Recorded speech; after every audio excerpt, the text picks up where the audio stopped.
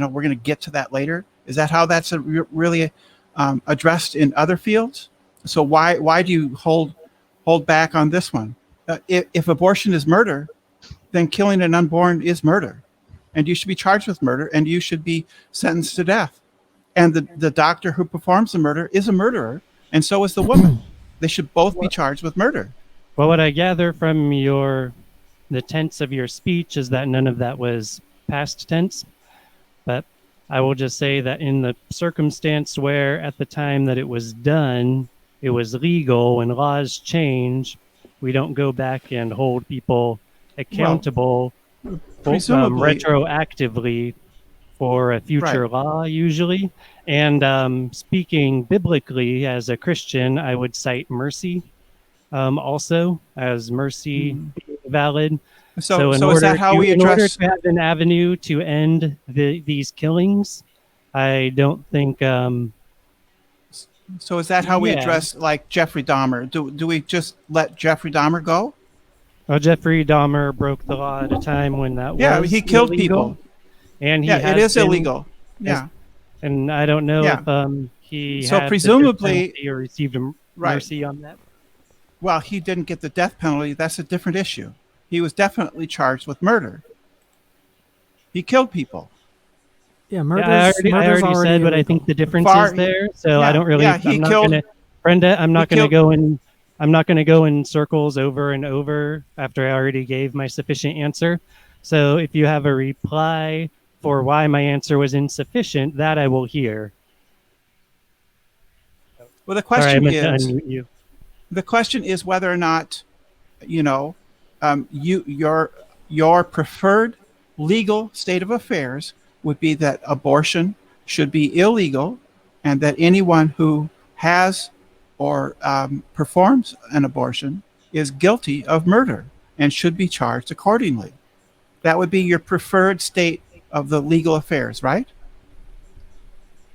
Yes. So I'm not proposing retroactive prosecutions after the law has changed, but I am proposing the change of law. Yeah. I never suggested you were. That was your false canard.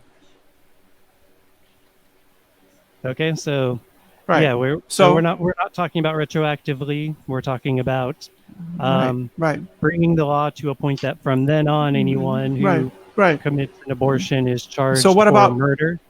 Yeah. So what about a miscarriage?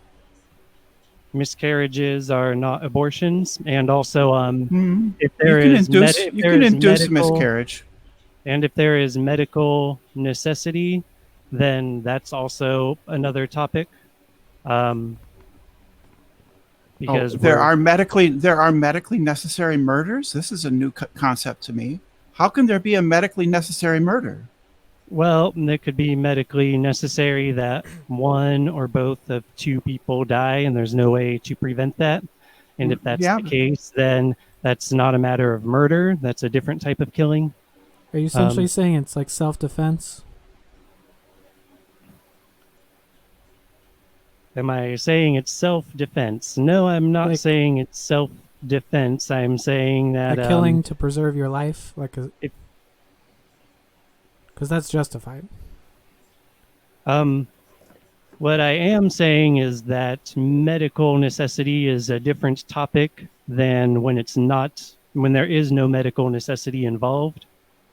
So it's weird to think that there's such a thing as medically necessary murder.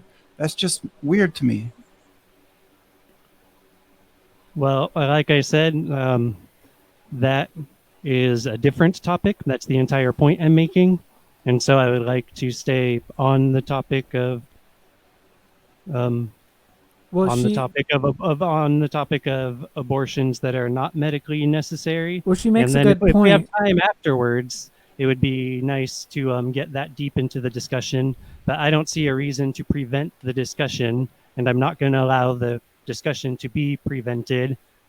So we will start by discussing non-medical necessity, and then if we have time afterwards, we'll dig into that side issue of what medical necessity, how that affects our thoughts on the matter. Well, if I could add real quick, it's if it's not self-defense, it's kind of like killing the patient next to you for their liver. It is a medically necessary murder, but it saves a life. So if it's not self-defense, then it has to be some other type of thing.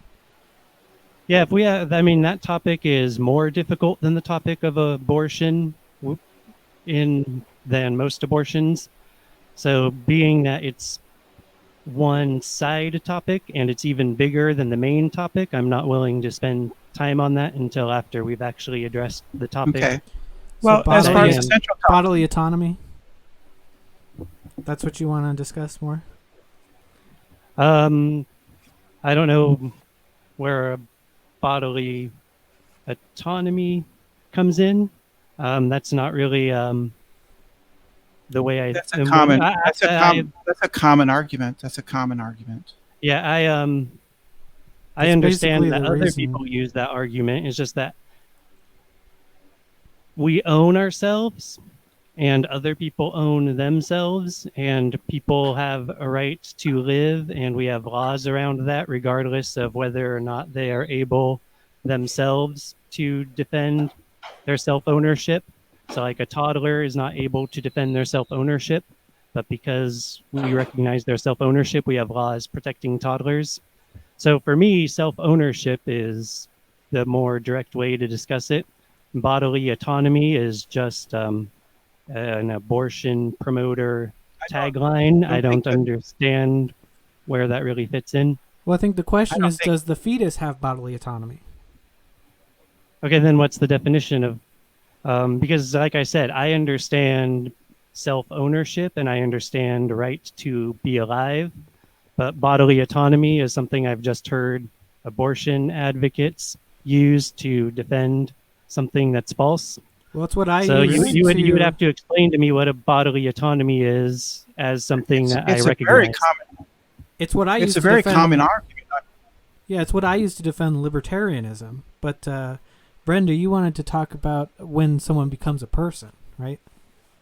Or it gets the rights of a Well, person. there's another point. The distinction that I would make is the difference between Kay kept saying that a fetus is a human being, which of course is true, but that's not the question legally in the United States. The question in the United States legally is over whether or not we have to recognize the unborn fetus as a person. A person is a legal concept, and personhood is accrued to unborn fetuses at a particular stage of development, right after 28 weeks, right? So that's when a fetus becomes a person legally.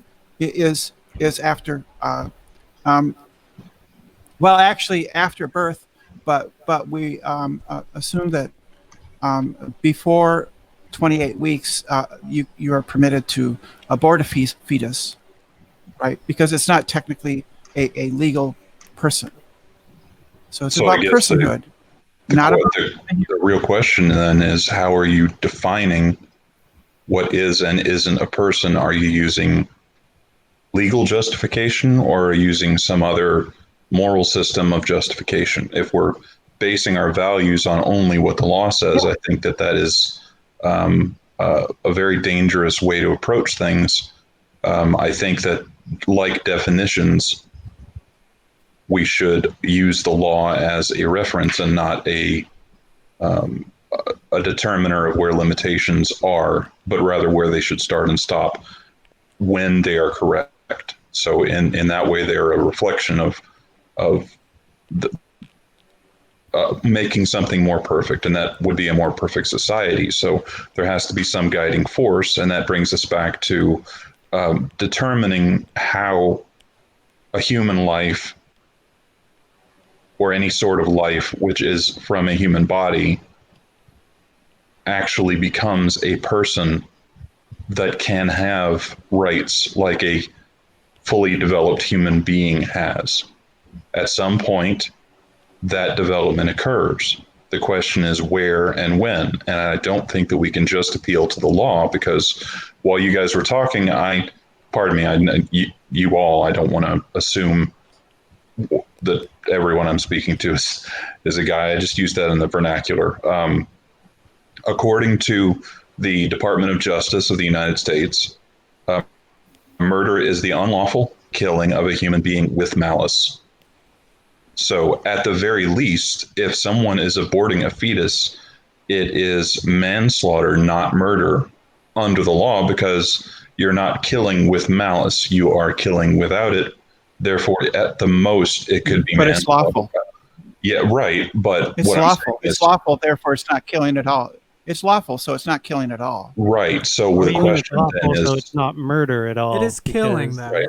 So we have two issues here. We have to decide whether or not something it could be considered murder or manslaughter under the law, and then we have should it be. So I'm curious from Nicholas, what is the focus of this debate? Because if you just want to talk about abortion in general, that's a very wide topic, and we could be here for weeks. So maybe you could narrow it down. I appreciate that, Matthew. And I also don't presume that Brenda was using the law as the end of the argument, but it was sounded more like a reference point so far anyway, just as you spoke of, Matthew. And when we're discussing whether it's murder or manslaughter, I think if we kill someone for some form of economic convenience, then that is murder. So if we're going to try to say that that's not malice or to deem malice, I think we're getting hung up too much on the word malice. And yeah, so maybe we should start with just the topic of the difference between different kinds of killing and keep focused on that for a few minutes here and then switch back to personhood, which is a bigger topic. Okay. All right. As long as we do approach it, because I think that that is a very important distinction that needs to be made. You can't murder something or commit manslaughter if what you're killing is not a person. We have to define that eventually. So I just wanted to make sure that doesn't get forgotten. Thank you. Well, Yeah, let's just wrap up this discussion of what type of killing, and we don't have to agree at the end, but yeah, I would say if it's for any kind of economic or convenience reason, then that would fall under the category of murder, not manslaughter. To me, manslaughter is meant more for accidental and unintentional deaths rather than claiming an intentional killing is not malice. Well, you're allowed And to then, kill all kinds of things for convenience or economic reasons. It matters whether it's a justified killing. But you said all kinds of things. Let's not deliberately get sidetracked here, because we may not have said the word human every time we specifically meant humans, but we did mean humans, and I think we all know that. Yeah, but you can kill human things too, like cancer or sperm Yeah, you or absolutely eggs. Well, we're talking about human individuals as in a human, rather than whether or not it's cellular, it's the genetic code of the cells are human. We're talking about Cancer. if Cancer the has- overall So being then- that is a human being. So then how do you define it? Is it just any human DNA that has a complete genetic code? No, we're talking about the entire animal, individual. So when you have separate cells that come off of the whole individual, like I've heard you debate biology before, and I don't think you've ever had problems parsing this out before. So I don't know why it's difficult on this topic to parse it correctly, what an individual is. Because in biology, it's not that simple. Okay, what do you mean? So do you consider the zygote as a separate entity? Is that a human being as you define it? Well, first, I just want to check real quick if anyone wants to discuss the type of killing anymore, whether it's I a don't. Yes, matter of manslaughter or murder or anything like that. It isn't hard. It isn't hard to figure out. This isn't difficult. Killing is taking a life. Murder is unjustified killing. It's a legal concept. no. Murder is with malice. Well, I think Yeah, the murder- yes, important it's a legal distinction is a justified versus unjustified killing. it doesn't matter too much whether it's legal or should it be legal. I mean, Yeah, then eventually down the there's line, but well, the only other point I think is negligence. So you have matters of negligence, matters of Yeah, that would be negligent homicide or negligent manslaughter. yeah, and then those Again, are these not are not- those are not justified either. So I don't think we need to get stuck up on the different kinds of killing. We all understand what we're talking about, and it's only when we get more technical than necessary that we are bringing a question to it. So I think we can move on to this whole Right. personhood matter. Right. Or So for me, it's not a matter of personhood. For me, it's a matter of human life, and that's the entire being of a human, not just certain cells. When the interconnected whole of the human is what we're talking about, that's what I'm talking about. So does a like, zygote you count? can cut off my foot and all of the cells in my foot will die, but the interconnected whole of the human being does not die. So I'm allowed to according to kill that. your foot? Well, you're not That's allowed assault. to cut off my foot. It would not be killing or murder because we're talking about a human individual. So like when you mention cancer and things like Still that, because those unethical, are, though. yeah, it's just not the topic of murder. It's a topic of, I guess, I don't know what they call it because it's beyond battery, right? But that's beside the point. So for me, it's not a matter of personhood. It's a matter of human life. So when you have that being who is a human, then I am of the level of moral and ethics that I am not entertaining whether or not that human being might not be a person, so I could have an excuse to kill them. So That the just never question- crossed my mind, and I would rebuke and put shame on anyone if that does cross their mind. The question is, where does that start? At conception, when the human being begins. What defines what a human being is, though? We're not talking about human life. We're talking about a human being. Yeah, and this is something it sounds like Brenda and I agree on, that when you have a human and they are being, that's a human being, which is why Brenda said the topic is personhood instead of human being. Am I understanding that right, Brenda? pretty much, I would say that a unborn fetus is a human being, but before a certain point, it is not a person. Personhood is a legal concept. Yeah, I'm willing to concede that and switch to just saying personhood. That's fine. It makes no difference to me. I think you're going to have significant problems practically with defining defining the place where you want to enforce abortion or your anti-abortion views at conception. If you want to do that, that's going to be grossly impractical. At conception, a zygote is just literally a piece of a male and a piece of a female, and they fuse. So I don't see how that translates into kind of, that's not what I feel like saying a whole human integrated being is. And I'm sorry, all I see is a snake. Is this the snake that had the debate on capitalism versus communism the other day? Yes, this is the very same. You did very well in that debate. I was very pleased with that. Oh, thanks. I would actually agree. I don't agree with communism. I consider that pretty extreme. But I'm not a libertarian or anything. I'm just an ordinary liberal. But sorry. No, go ahead. I didn't have anything to say. Okay, I just wanted to couple together a couple of points from what Snake was saying with the overall point of contention. If you cut off someone's foot, that is, you are basically damaging an individual by removing a part of it. And if that part of it is equivalent to a foot, then say you have, let's go even smaller. Let's say a toe. So you have one man's toe and one female's toe.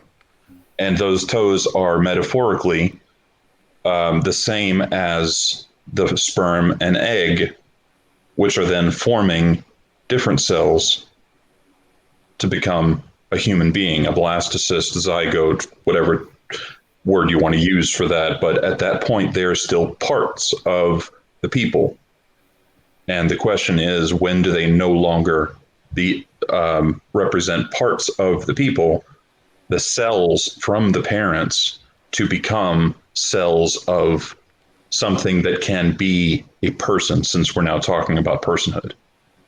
Yeah, my understanding is that at the moment of conception, the baby begins to build itself using resources provided by the mother.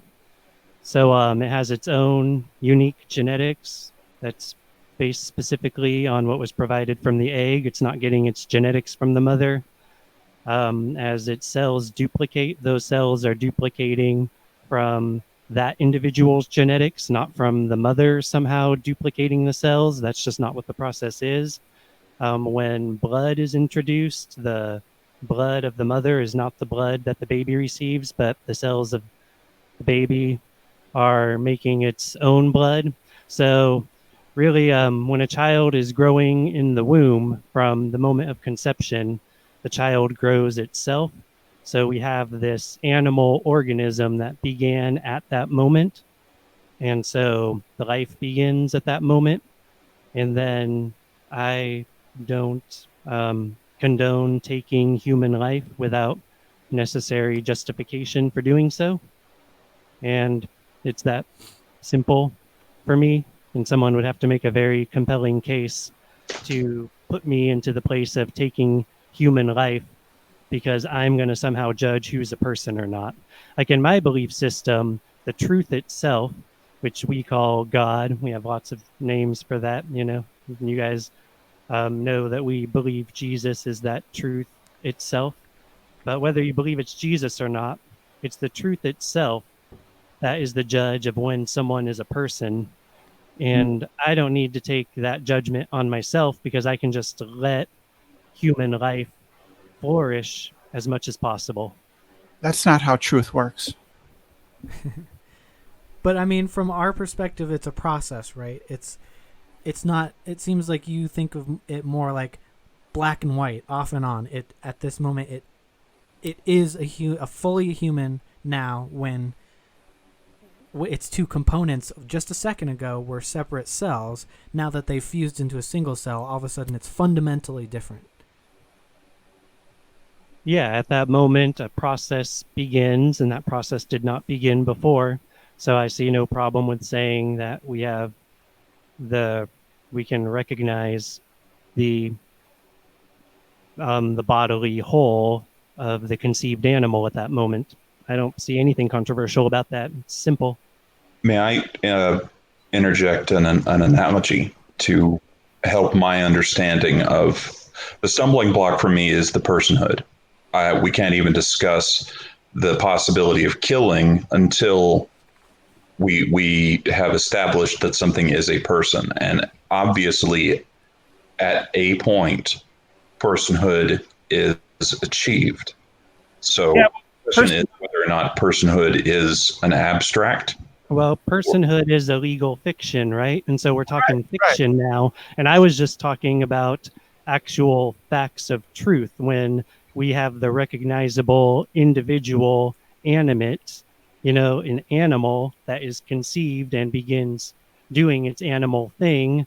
We don't have to step into subjectivities and fictions. We can just respect that human life. No, we are allowed to set the demarcation line for personhood wherever we please.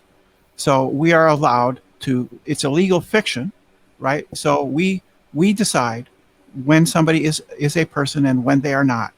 Personhood has nothing to do with biological reality. It has to do with where humans choose to make the dividing line between personhood and non-personhood. And so far, the dividing line is at 28 weeks, and I think that should remain there. Personhood is not even the topic, I don't think, because, for instance, animals have personhood, and we can argue that, but I'm not saying that killing an animal is murder under any circumstance. Animals are not persons. That's a different argument, because at some point I would say if someone is just Like, I guess I would be fine with using the word murder if someone is, say, killing an animal just for fun or something.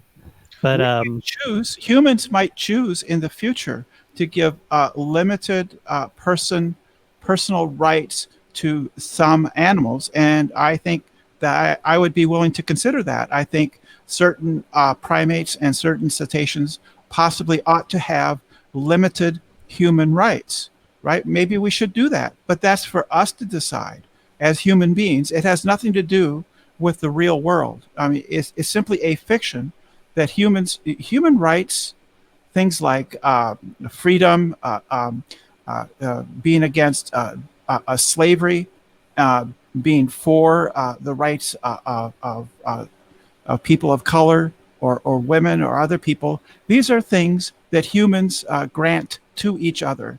They have nothing to do with the physical world. They are things that we do socially. We're choices that we make. I think the question is whether these choices are rational or not. yeah, I think Snake is making a good point there. And let me just tell you what I think of personhood, because the word person means fourth sound. So it's a sounding fourth. And then the question is, a sounding fourth of what? Because obviously that's a rather poetic way to come up with a word. So when I was still without Christ and a sinner, I was a different person. And I fundamentally, and I mean fundamentally, changed when Christ made me alive. I became a new person.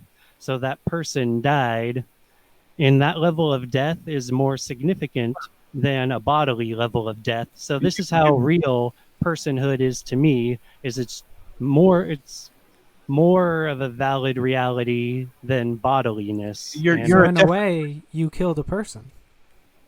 Actually, yes. Well, Christ killed the person, and I'm glad. You must lose your life in order to gain it. That's a metaphor. I think that's more of a metaphor. I mean, because technically, you're a different person. It's not the same thing as metaphor. No, it's a metaphor. You're a different person than you were last night. You were a different person yesterday than you are today. Oh, Brenda, the only thing is that as far as discussing Bible interpretation, if you don't claim even to believe the Bible is fact, then I'm not interested in your interpretation, and I'm not going to entertain it.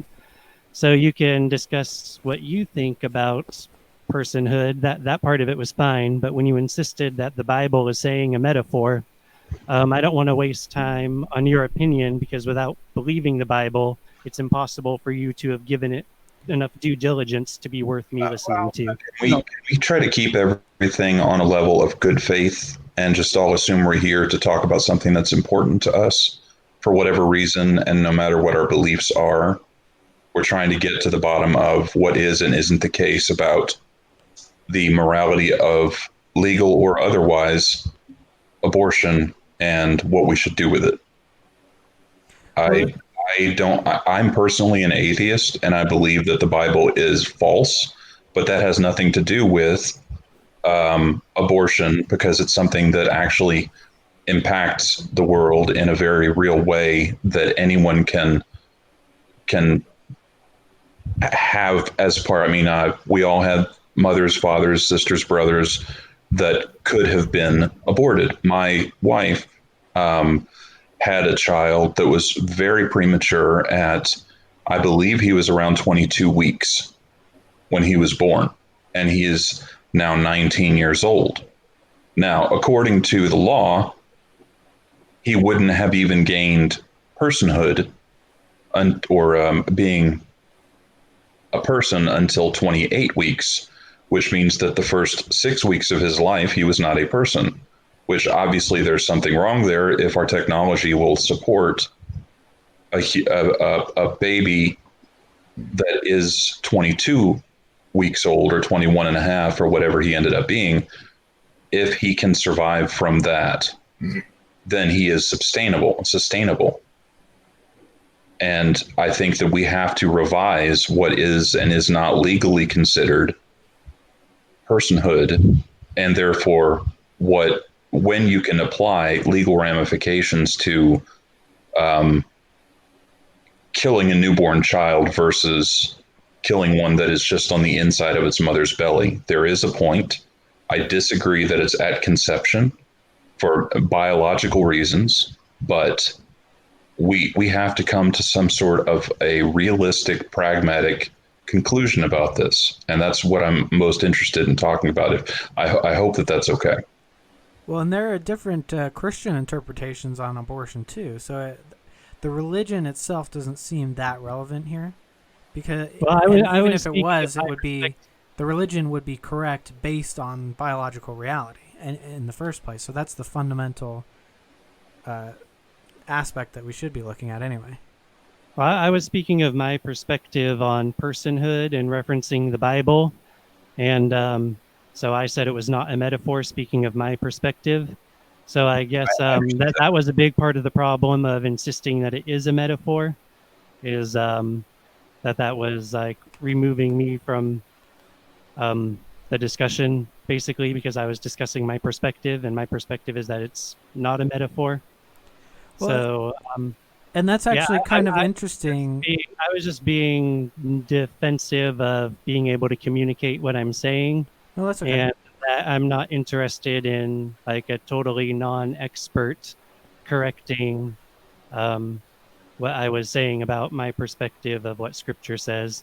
But I was not trying to do anything that would shut down the discussion outside of that. I was just defending that I'm expressing how I view personhood in this conversation about personhood. So I was a different person, and now I'm a new person. And what Brenda was saying about becoming a new person every day, I think that's relevant to the topic. Yeah, I So I don't think know that's actually on that, Brenda, at all. I think that's actually a really interesting example. Like I was saying, it's a process. Are you a fundamentally new person from day to day, or is it like this process of small changes over time so that you can compare 2 points where you can be like, okay, I'm a different person than I was when I was 5 years old, but am I a fundamentally different person from who I was yesterday? I accrue changes, and it's kind of like this, and between a zygote and a fetus, it's like where there's no sharp dividing point. But then there can be sharp dividing points. The difference between when you have not the full human genomic, entity, and it's not multiplying itself to become towards a full adult human. So if so when it's just a sperm or just an egg, there's no process of progress, and then in a certain moment, that automatically running process of progress begins at a very specific moment. So we can measure that. And that was the same thing that happened with my personhood when the previous person died, and that person will never exist again. And now I'm a new person. I've only been 2 people in my life. And it was a split second when I went from being the previous person to the new one. So that gives some example of how I see personhood, because I don't see myself as a new person every day. I recognize that I've been 2 people.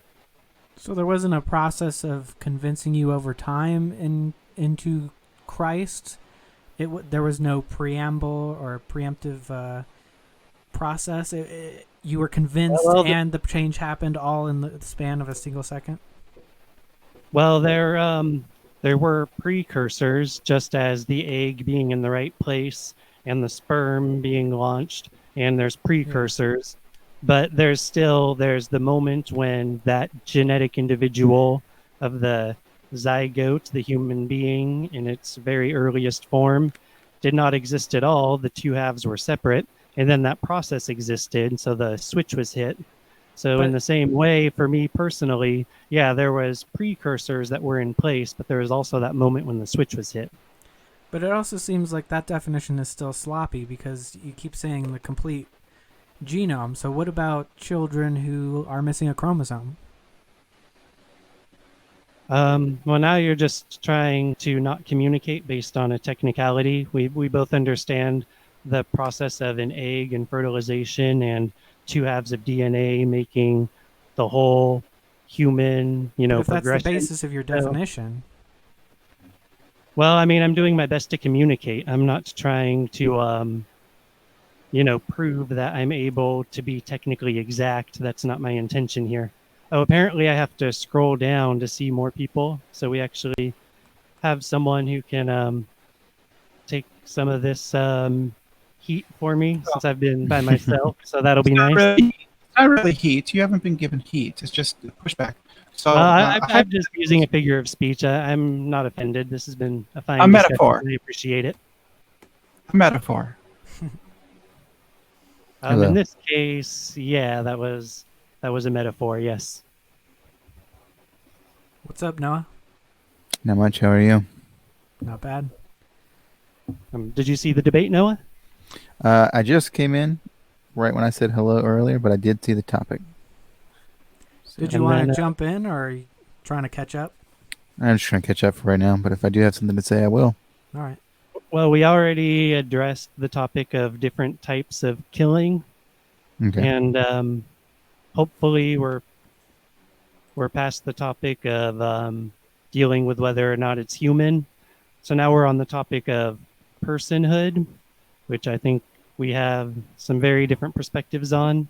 Hopefully you heard my perspective on personhood, and as a Christian understood it. Wait, what'd you say, Noah? I said I did hear that. And then for me, personhood isn't really the matter of sanctity of life, because we're talking about the life of a human being, which to me is not the same thing as the life of a person. I've been two different persons, but I've only been one human being when we talk about this animal continuity of an overall organism. And that begins at conception. And for me, I'm not looking for any excuse to be allowed to end that based on how I might define whether or not that life is worthy of being kept alive or not, which is what we're talking about with the legal fiction of personhood, I think. I think that the process, you can kind of start it at conception, but really it's parts, the continuity is unbroken. It's a cell that continues life from the mother and from the father, and it fuses with the mother, and then eventually it breaks with the mother, but we actually recognize it as a separate entity before it breaks with the mother, because it's a process. It's not, there's no clear delineation. And, well, may I ask you something then? Hold just one sec. If you're saying that the clear delineation is at the point where the two cells fuse, then it would seem that if we have a child who is born with less of a chromosome or an incomplete genome, that kind of throws off the definition there as well. Well, I was making it, I was defining it based on when that process begins autonomously. I hope autonomously is the right word, that it's automatically the individual progressing itself towards its mature state that we know as an adult. Well, then that's at the moment of ejaculation then. Let's take it to the other end of life. And I mean, are we going to have this much trouble defining whether or not someone's dead? Because, because of this whole chemical wedding idea that they're just going back to the earth. So then we don't know if a person's dead. We don't know if we should have a funeral, because as far as chemistry goes, we can say that it's still a gradual thing chemically. Yeah. People have woken up in the grave after being declared dead. They had no heartbeat. I think that the fundamental issue here, whether you believe the Bible is true or not, whatever your position is on personhood, whether it's at conception or looking at it, as Snake seems to be doing, as a continuous process of life functioning in various ways,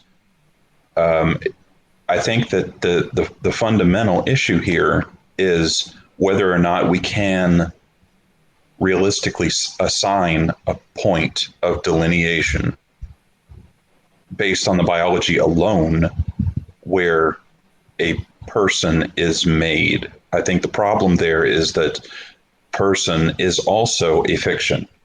It is an idea, an abstract that we are assigning to a collection of other things. So if you're saying that the person is the collection of the cells that are forming a zygote at the moment of conception, then that is your definition of a person, including the process and all of the resources that are going to eventually create a baby which can be born.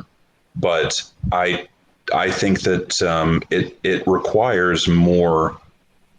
There are more processes, there are more parts involved in the collection of that umbrella term, and it's like saying economics. You're actually talking about all the money and all the transfers, the interactions, the day-to-day movements from physical space that people are making. It's all a big system. So when you're talking about personhood, you're talking still about a system, because a body is a system.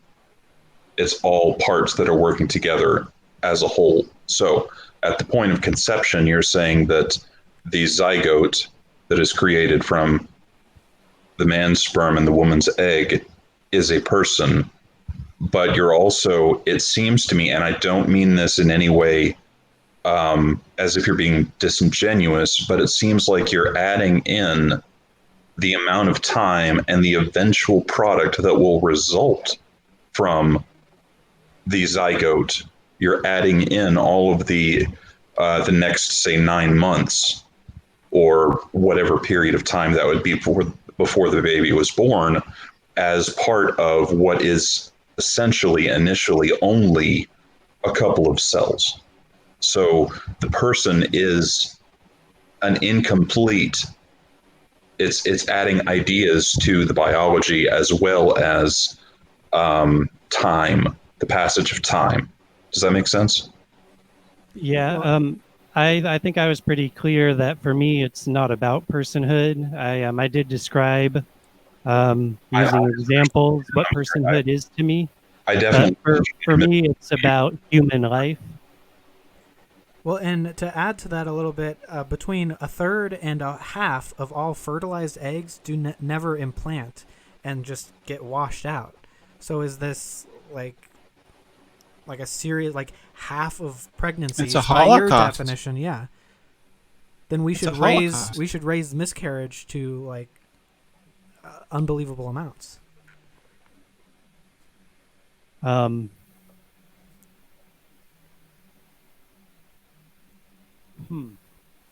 Well, that's new information to me. That as far as the detail, so the detail an that interesting the point. detail you're giving me here is that rather than just not conceiving, that it's very common that conception occurs, but then we could just say doesn't take.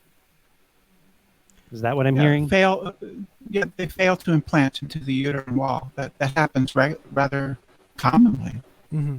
It's not that uncommon for a fertilized egg to fail to implant. Up to half of the time. Yeah, and for me, that doesn't change the discussion of whether or not we want to start drawing lines on when we're going to end human lives. I don't think that we can avoid that. I don't think we can avoid making an arbitrary decision by humans as to when we are going to say that a unborn fetus is a legal person. I don't think that can be avoided, and I don't think you can. Appealing to biology is simply not going to help.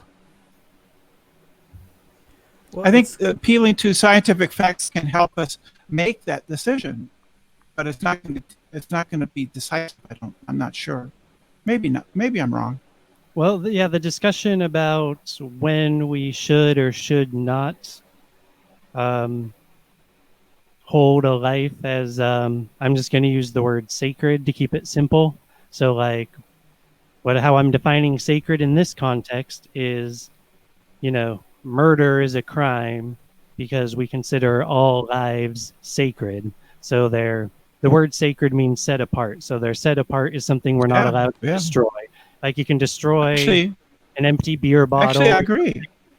Yeah. I Okay. So agree. I actually agree that once somebody is a human being, once somebody is a person, which we should respect that person and treat them accordingly. I'm against capital punishment for that reason. I don't think that we should go about killing people who have committed crimes, even heinous crimes, right? I don't think so. So, and I think that we should hold people, human beings, persons, sacred, and that there should be consequences in the government for that. For instance, we should have laws that respect the rights of human beings. But the question of when we decide a fertilized egg becomes a person is going to have to be made by us. And I don't think that there's any way to avoid making a difficult decision. Well, it's kind of like if you have the frame of a building, is that a house? What if you just have the concrete foundation poured? Or is a house only when the final nail goes in? I think it's somewhere in between. Same with a human or anything that is a developmental process. But there's no line where you can say now it's a house.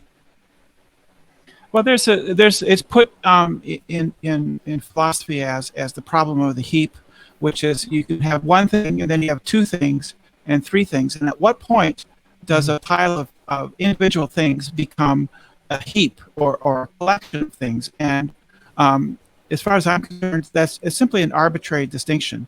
How many hairs on your head do you have to have before you're bald? If you have one hair, would you say you're bald? Or is it 2 hairs or 3 hairs or 1,000 hairs? At what point are you bald? And that's just going to be an arbitrary decision, right? We're not going to be able. There's nothing to appeal to. We just make a choice. Mm-hmm. And if we could put some of this on pause for a minute, I'd like to hear from Noah if you have any overall thoughts on the overall topic or anything that you'd like to say. I'd like to give you the floor for a minute here. I'm still chewing on the whole uterus thing. Maybe we should, I'm on your position, at least have been, that life starts at conception, but I don't know. It's interesting. For me anyway, life is sovereign, and I believe God creates all things. So I don't have a problem with the conception thing, and I feel like if it is indeed a Holocaust, then that's the will of God. But that's neither. I don't have a problem. I don't have a problem with saying life begins at conception. Well, actually, life continues at conception, right? I don't have a problem with that. But yeah, the question is, when does it become a person? When we say life begins at conception, we're talking about an individual human. So, for instance, we know that even though my life is a continuation of my parents' lives, my parents and I are different individuals. So when we say it begins at conception, we're talking about an individual. I don't think we need to complicate that, do we? Well, it is complicated because it becomes a part of the female's body. Well, I mean, in context of what Brenda was saying about continuing as opposed to beginning. Like, if we're saying it's continuing, then we're saying I am my parents. And we're saying that, we can't, whether we're discussing it personhood-wise or biological-wise, if we can't say begin, then it's like we can't recognize that I'm a separate individual. There's a real sense in which that's true. You are a continuation of your parents. You have the phenotypical traits inherited from your parents. They came from your nose, your eyes, your ears, your skin color, whether your hair is straight or wiry, fat distributions, bone structure. All of these things come from your parents. So you are a continuation of your parents. There's a sense in which we want to say we're individuals, but there's a sense in which we're not. But there's also a sense in which we are. So I'm just saying that when we say begins at conception, we're talking about the biological individual. is what I'm saying. I'm not denying that there's another perspective to take. I'm just clarifying communication so that we can hear each other and keep talking. Nicholas, No, I understand. I'd like to just ask you to clarify something, if I may. Yeah. If we're speaking of biology and individuality among other members of our species, could I make analogies with animal species or plants, or just to compare one type of life to another and how they are unique from each other? Or is that something that can't even be used for this sort of classification of personhood and individuality for you? Because of your... Well, I was only clarifying what we mean by when we say life begins at conception, because I agree with Brenda that you can say life continues at conception. So I was just clarifying that one piece of communication. That's all I was doing with that. I'm just asking, like, to help communication. If I were to make an analogy of like a tree being part of a forest or a human being part of a society, the analogy that would be drawn from that is that the individual is smaller pieces of a larger whole. And if we're saying personhood is in the same way that we generate legal fictions for the law, abstract ideas are, in a sense, name tags that we're putting on something, where you've got a cluster or a group of things that you're then calling something else. Yeah, as Christians, we have an easy answer to that because humans are made in the image of God. Okay. And so Christians disagree with you about Christians don't completely agree on the abortion issue. Plenty of Christians think abortion is just fine. Well, I'm not really. I'm here as an individual who follows Messiah, and I can speak on my behalf and on behalf of God and on behalf of Messiah. Their spirit is in me. I don't think that I don't have. I don't think you can speak on behalf of. I don't have the spirit of every person who calls themselves Christian in me, so that's not really something I can even speak on. And So it's not what I'm here to do. Nicholas, Christian can be nominal too. Just because someone says they're Christian doesn't necessarily mean that they hold to the values of Christianity. yeah, but then we run the risk of straying into no true Scotsman fallacies. So Yeah, and then we got to think Mhm. what defines a Scotsman. They've got to be human, male, and something to do with Scotland. So Christians are defined by something to do with Christ. So yeah, we were not necessarily doing a no true Scotsman fallacy when we say that some people are not Scotsmen. We're not doing a no true Scotsman fallacy if we say some people are not Christian. But I'd rather just avoid that and speak on my behalf and say what my perspective of God is, and you guys can argue with me and not try to straw man me with other people. No, Nicholas, I'm an old hand at this. I've been around for a long time, and I've talked to thousands of people. I've talked to people who believed they were God. I've talked to. Now you're talking to me, and we're talking about abortion. I do not want to go on this tangent, it sounds like. No, I'm not going on any tangent. I am trying to emphasize that when I talk to someone about their beliefs, I'm focused on their beliefs, not what anyone else has had to say. So I think what would help for us to... it was Brenda who brought up what other Christians think, and we were clarifying. Right, but there's just been a lot of clarifying going on here, to tell the truth. I'm just saying I don't think it's a slam dunk that if you're a Christian necessarily you are against abortion. I don't think that's a slam dunk. Oh yeah, I'm just communicating and saying that there was a specific question brought up about communities, forests, stuff like that, and I was responding to that question by saying that we have an easy way to that we say that humans are made in the image of God. So it's not that nations are made in the image of God. Well, so just expressing myself, I have that to stand on. Okay, so are you someone who acknowledges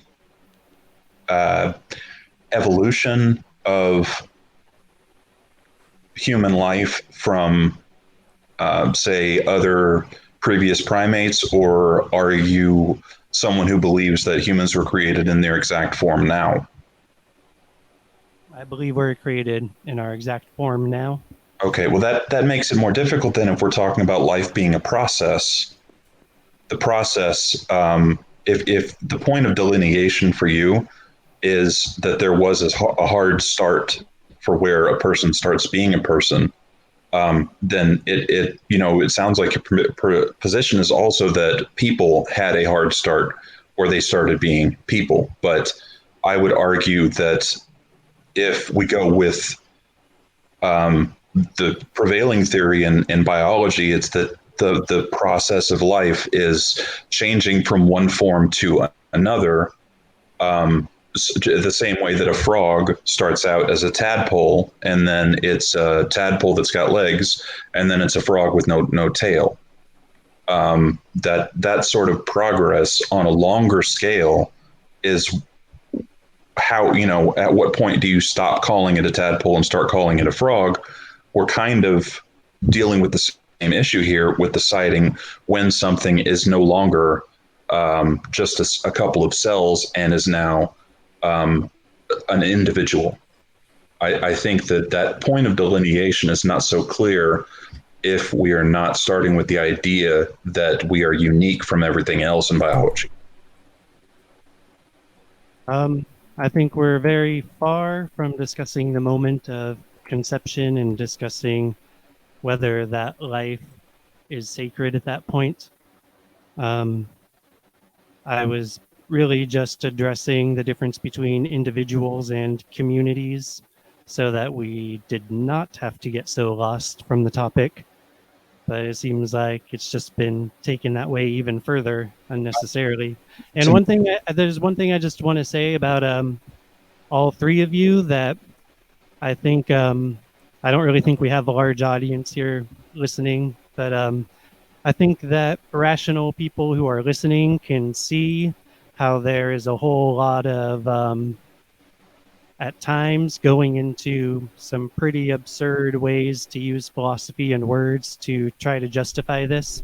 And I'm not talking about everything you guys have said, because sometimes, like when you just say things about like when does personhood begin and that sort of thing sounds very rational, but some of these discussions about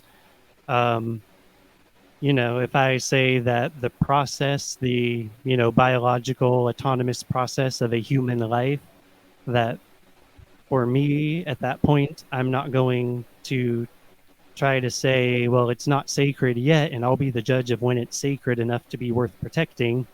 Then when Snake goes into an analogy about building a house and stuff, I think some of the desperation of some of those examples is kind of very clearly exposed to people who are listening. So while we're all saying our own side and letting everyone else say their own side, I think we should I just want to point out that like these sides are being seen for what they are. They're not necessarily convincing people. Well, it convinced the Supreme Court, at least. When they're established by evidence rather than just presuppositions, then it becomes even more clear. And when you apply critical thinking to how we are defining our terms and how we are arriving at our conclusions, then it is definitely clear which position makes more sense. And that is what we were having this discussion for, right? Because if we're just here to argue about positions that will not ever change, then I'm happy to just have a discussion, but I was here just to try to discuss the topic and not step on anyone's toes. But if everyone's minds are closed to the possibility that they're wrong, then I'm going to have to bow out. I came here in good faith and have no reason to argue in bad faith with anyone about anything, not even someone who takes the Bible as literally true.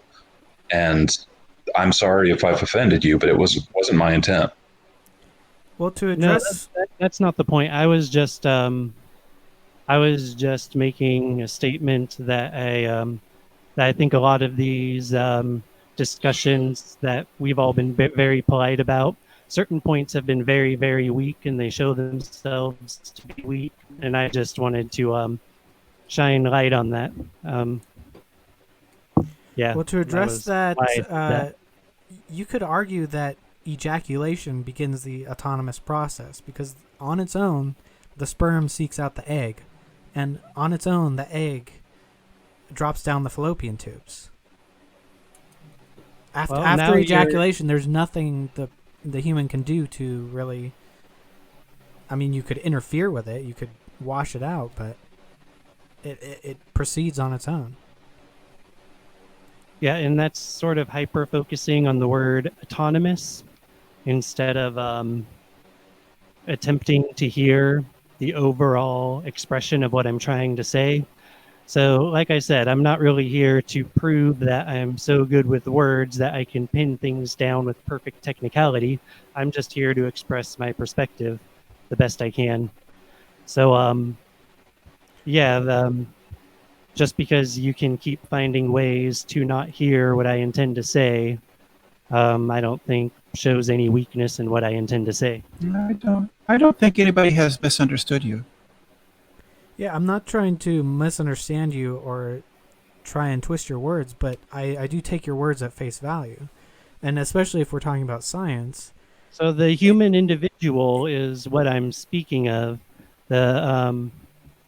And we know human individuals to have their own unique genetic code, and the sperm and egg do not have that fullness of genetic code. Yeah, so but so does cancer. Biology is giving us a point where this is easy to delineate. And while we can keep using words and technical observations to dodge how easy it is to delineate that moment, it is easy to delineate. The human individual life begins at conception, and we can discuss whether or not personhood begins I then. don't think But you've like I shown said, that. in my belief, I'm not the judge of who's a person or not. I don't think you've shown that it's easy to delineate at all. You haven't shown that. Okay, that's fine. Yeah, I mean, maybe I struggling. haven't shown it. I've done my best to express it. Biology itself shows that it's easy to delineate. Biology doesn't need I me think to prove it. I think we've pretty effectively shown that that's not true. Well, I completely disagree.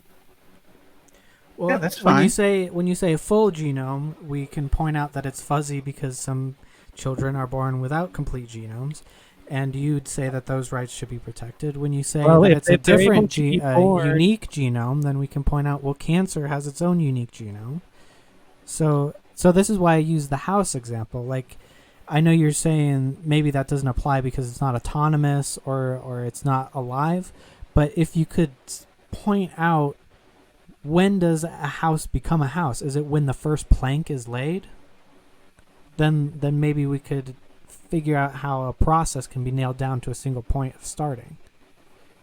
Yeah, and I mean, we're all able to like look at biology, and I mean that, of course, in a kind of figurative sense. You know, we can look at the biological facts and assess them. So, a cancer is not a human individual, and if a child is born with quote one less chromosome, well, their genome is complete. And we see that it's complete because it has done its job to make a child. So you're just taking complete out of context. You're putting that into a different context that's not relevant. Well, when you When you say say- individual, that has certain criteria, and I'm just trying to figure out what those criteria are. Yeah, and it's obvious that I am unable to explain that to you. So then it's time to move on from that. Now, I know that Noah and I have this perspective based on life and holding life sacred.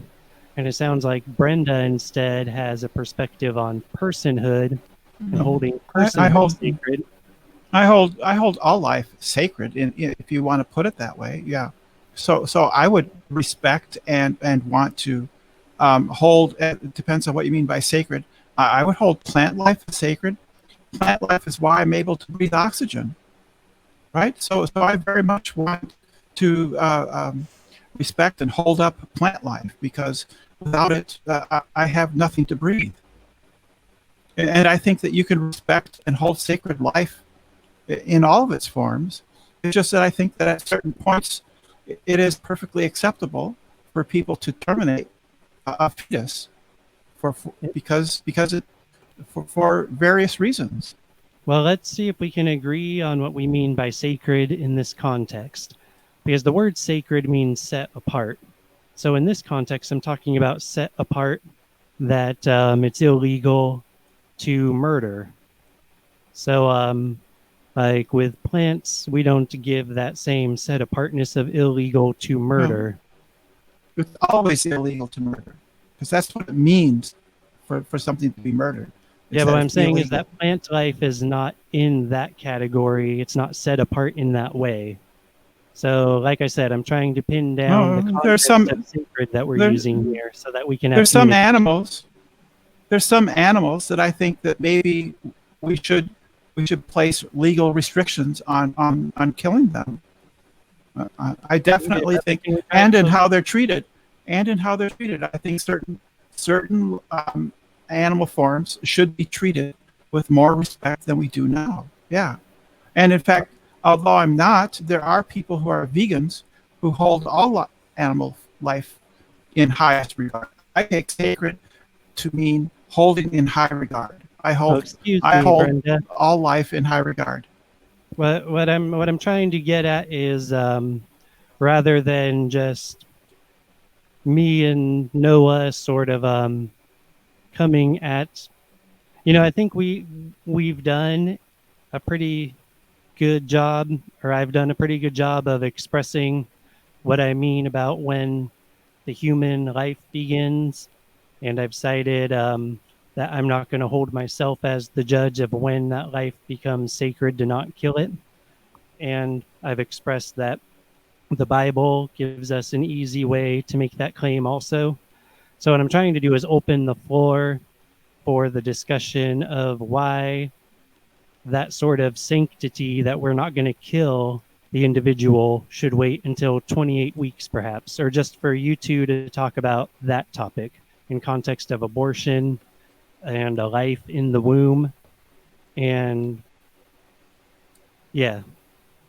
Well, you might even say that because it's an autonomous process, then there should be kind of a leeway there to kind of push the rewind button on that, since it is a involuntary bodily process that you have the choice to stop before it even happens. So if it proceeds on its own accidentally, maybe there should be a little bit of leeway to go, like, kind of take that back a little bit, since the being that is the zygote is far more similar to the sperm and egg that are touching each other just prior to fusion than that zygote is to a grown fetus. They're more similar beings. I don't see an objective metric of similarity as being relevant in this case, nor am I sure that that's even true, because you have this full genome, which I know you have excuses for, defining full differently than I do or something, but hopefully I cleared that up.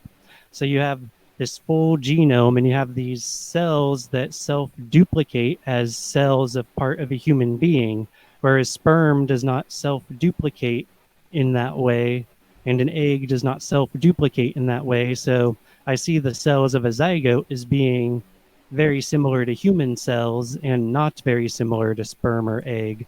So I don't even think your point is correct, even if... Well, the whole fetus doesn't self-duplicate either. And a sperm has its own function.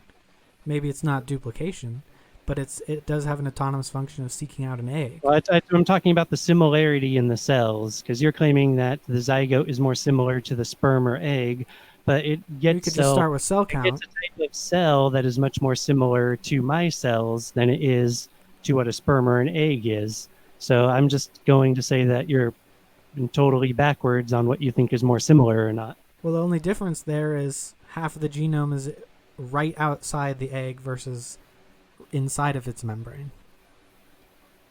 Like, so what if... this is being very pedantic, but what if You were just talking about the moment in time where the two membranes are fused, but the two genomes have not fused yet. Does that make any difference to you? Okay, you're talking about nitpicking split moments in time, but this discussion of abortion does not happen at that split moment that we can nitpick. It happens later enough that that's irrelevant.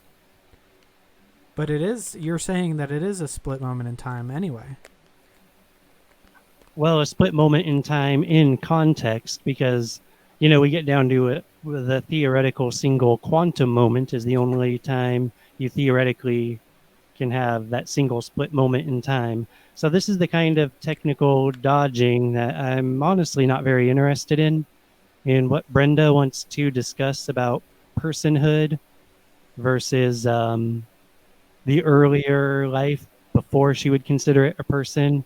And that kind of discussion of human rights is something I'm much more interested in.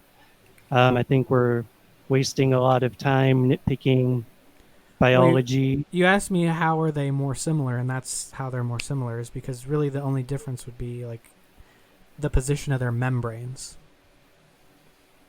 Because you're saying that if they're just touching each other on the outside, that's not a new human life. But after a couple of seconds... you were speaking about the zygote, and by the time it's a zygote, the two genomes merge, right? Am I misunderstanding that?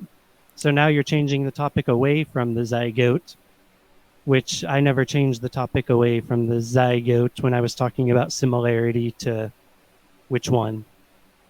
Yeah, I'm saying is the zygote versus the moment before it becomes a zygote are more similar than the zygote and the fetus. Oh, so you're switching what it's similar to. No. From, okay, well, I mean, honestly, I just consider that irrelevant. And, yeah, I don't really know what more to say on that. Because you would say that it's fine to stop them, if you could, to separate the two that are about to fuse, but it's not okay to stop them between the 1 second where they actually do fuse.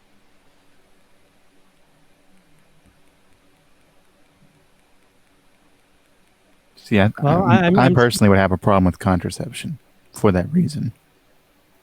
Yeah, and I can totally go that direction with Noah, except that I would not legally say that we're at grounds to tell others not to use contraception. Right, and yeah, I wouldn't push that on people. That's personal belief. So we're at something that's pretty irrelevant because we're getting extremely nitpicky about what the moment of conception is. But by the time we're talking about abortion, we have plenty that we can agree on. So, I mean, you're at this point, Snake, this is just totally derailing the discussion about abortion. Because what if you used spermicide, but it didn't kill all the sperm? You took the necessary precautions that maybe if you accept contraception, that it shouldn't have proceeded into a zygote. So, but what if it does? It's an accident. Well, are we not allowed any leeway on that? This gets into another topic that I do have plenty to say on. But first, like I've said a couple times now, Brenda still has stuff. It seems like Brenda still wants to express regarding I don't know. personhood and life and stuff. Unless you feel like you've already. No, if you want to continue, if you want to continue with Snake, that's fine with me. I mean, it just seems to me that you're the one who's making the determination that life begins at conception, and you want the law to reflect that. And so I think Snake's questions are on point. Okay, and then, well, do you feel that you put forth any kind of philosophical justification for your 28 weeks idea? Because I don't remember hearing that. My understanding is that 28 weeks is the current law, right? I don't know. 28 weeks after conception is the current law, is when abortions are, first, second, first trimester, it's 28 weeks, and that's when it's legally permissible to have an abortion for any reason. And after that, there need to be extenuating circumstances like the life of the mother and other things like that. Okay, so it Right? sounds like what I'm hearing there is that we're having sort of the quintessential clash between those who think that there's an objective truth of the universe that has the final authority, and there's those who think that because there's not an objective truth of the universe, or that truth does not speak on this topic, that humans have the authority, and they use cultural, social means to determine. Yeah, I don't know I don't know when you talk like that what you mean, because truth isn't a person. Truth is just the property of a sentence. The ball is red is a true statement, right? So the statement is true. That's what truth means. There's no other meaning. There's no other meaning to truth. And this is the quintessential disagreement that I'm talking about. So, but what I'm talking about is that you're saying that there is not an objective standard for this exact topic. So you're appealing to No, there is. humans together. Well, for the exact topic of 28 weeks being the moment, as opposed to 24 weeks or 32 people weeks. People have reasons, and it has to do with the development of the fetus, and that was all hashed out in Roe v. Wade and testimony during that time, So right? They hashed out. So reciting human authority is where this philosophical justification comes We have, to its end. yeah, we have the right. We have the right to decide. Yes, we do. Okay, so now that we established that, I think our side has expressed a few different grounds that we say life begins at conception, and we're not going to judge whether or not we're not going to judge to wait until later to make it sacred at some time.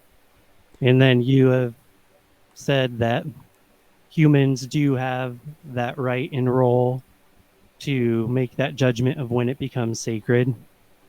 Yeah, I think we do. Yeah. Okay, and then what Snake was getting at is, well, let me give a little space for Noah for a moment before we jump back into that. If you want any space to say something, Noah? I'm good. I think you laid it out pretty nicely.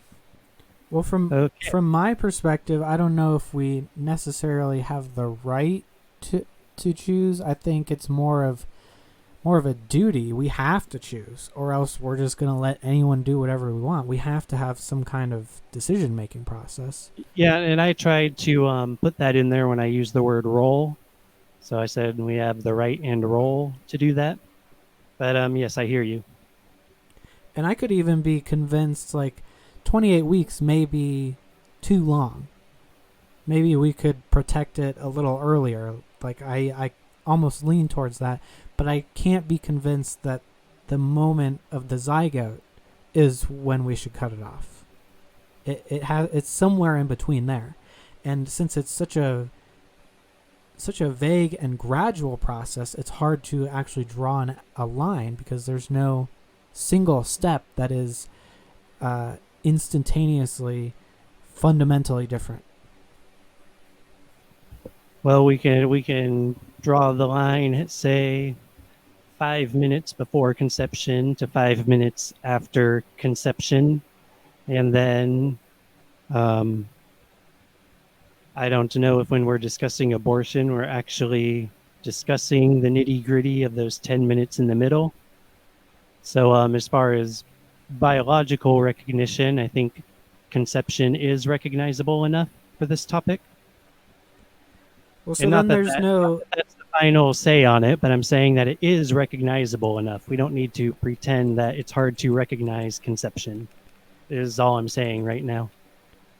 Well, it's hard to recognize that that's fundamentally different from 1 second pre-conception.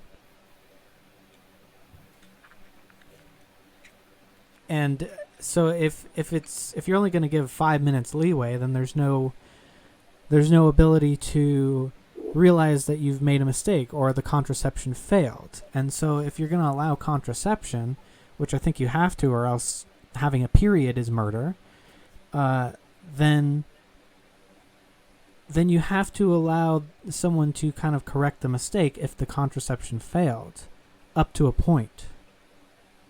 Yeah, and then that's where we get into the other side of this discussion, which is God is sovereign. well, I'm actually going with because I think we could just like keep preaching that over and over, and Not we don't really have get any anywhere. common ground of Hmm. God to talk on, but God is truth, and so we can talk about aspects of truth and find common ground there, and hopefully do something beneficial with the discussion Yeah, still. that's not how truth works. Yeah, if it's true, then it's true outside of because God said so.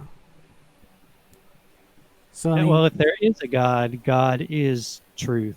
So, I mean, not to force our perspective on Persons you. aren't truth. Truth isn't a person. That's just nonsense. That's doing violence to words and meaning. I think personhood is more like a tool that we can use to gauge. Yeah, and then, you see, I believe just like there are abstract facts. So there's, say, for instance, the law of non-contradiction. There are the facts of math. There are abstract facts. And so, Yeah, and we don't need to rely when on we God recognize, saying that that's true for so, us to so understand why it's true. I'm saying that there's an abstract fact Brenda is unaware of, that truth is a person, and Brenda is not aware of that fact. So No. so you say I'm doing violence Fine. to words. Yes, So yes. we just disagree on that, is what I'm getting at. Well, there's absolutely nobody in mathematics, logic, or philosophy who actually thinks that truth is a person. Nobody believes this. Well, I think probably almost every Christian who is in those fields believes that. So I mean, there are people who believe that. That's just a false fact you stated. But the way I can address what you're talking about, Snake, is a matter of we should the woman should be able to reverse it if it accidentally happened. What we're getting into here is Yeah, if you're going to allow what 5 I would minutes leeway. describe as a biological contract, and so obviously this is not a literal contract between persons. So contract here is a metaphor of sorts.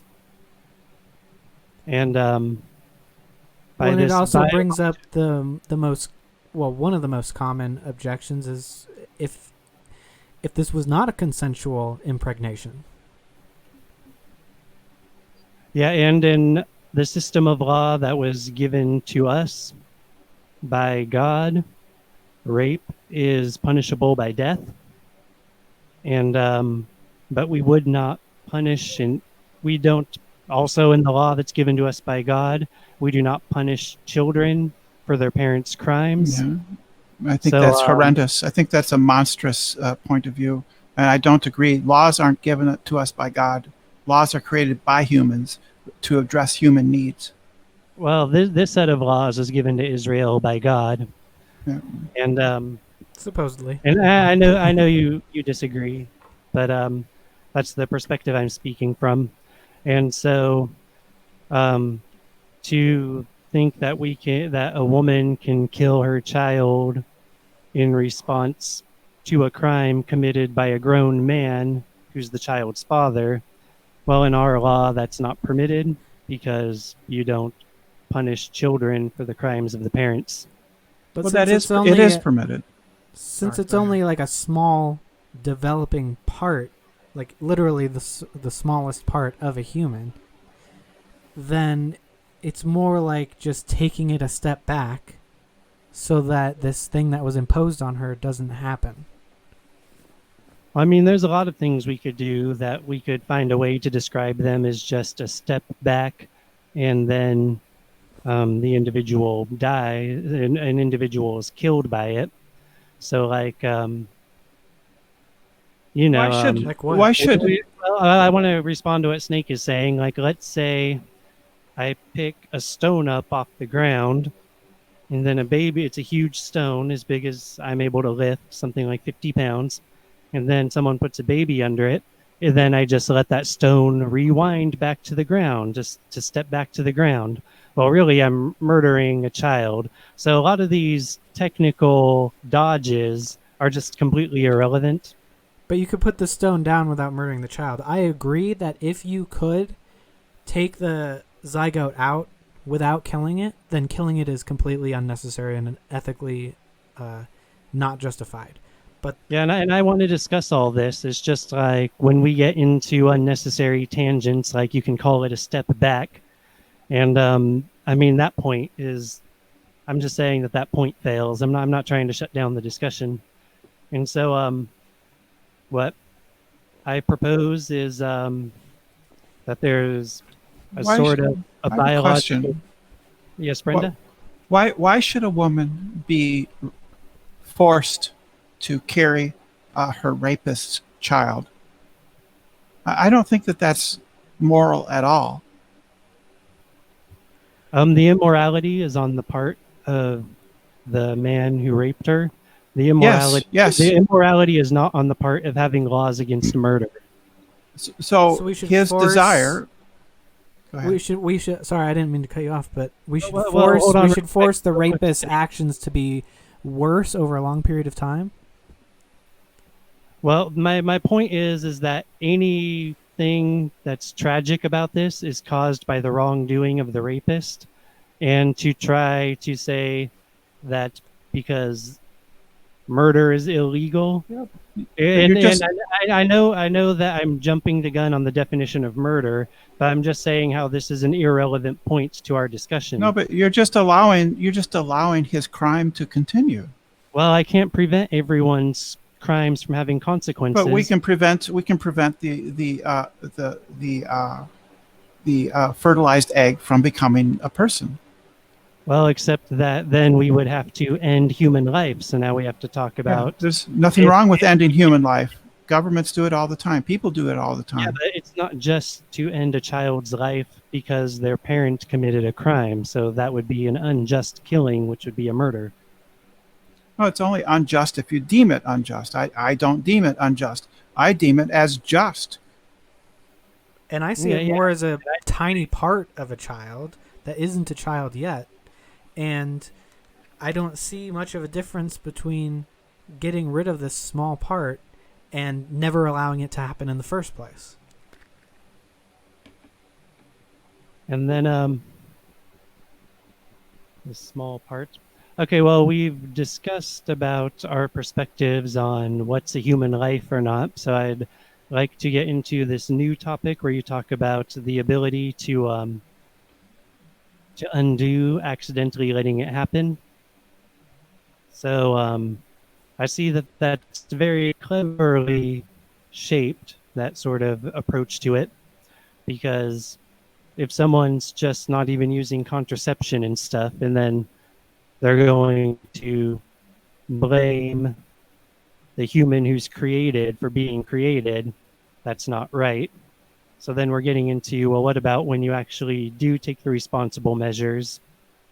And what I say is that pregnancy is a risk of sex, and if you are not willing to take that risk, then you have the option to not have sex. Well, actually, from the Christian perspective, wouldn't it be more ethical to create it than to not have created it in the first place? Because under Christianity, you would just be sending it straight to heaven, and you'd be forgiven for any sins if you honestly repent for it. So I don't see how that's that much of a problem in the end, in the first place.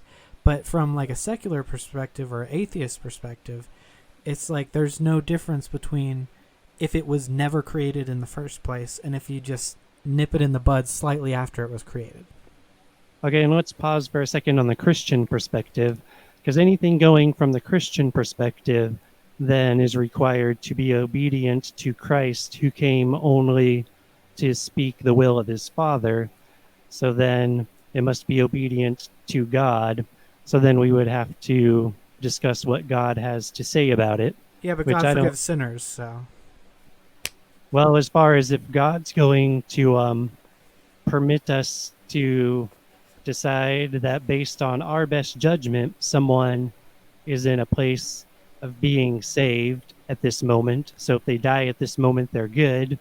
Then, um, in theory, if someone could lose their salvation, which is not what I believe, but kind of steel manning your case here, maybe, I don't know, just doing my best to have this discussion. If someone could lose their salvation, it's better to kill them before they lose their salvation so that they'll actually be saved rather than live long enough to do something wrong and lose their salvation. So now we're talking about like weird justifications for murder from philosophy.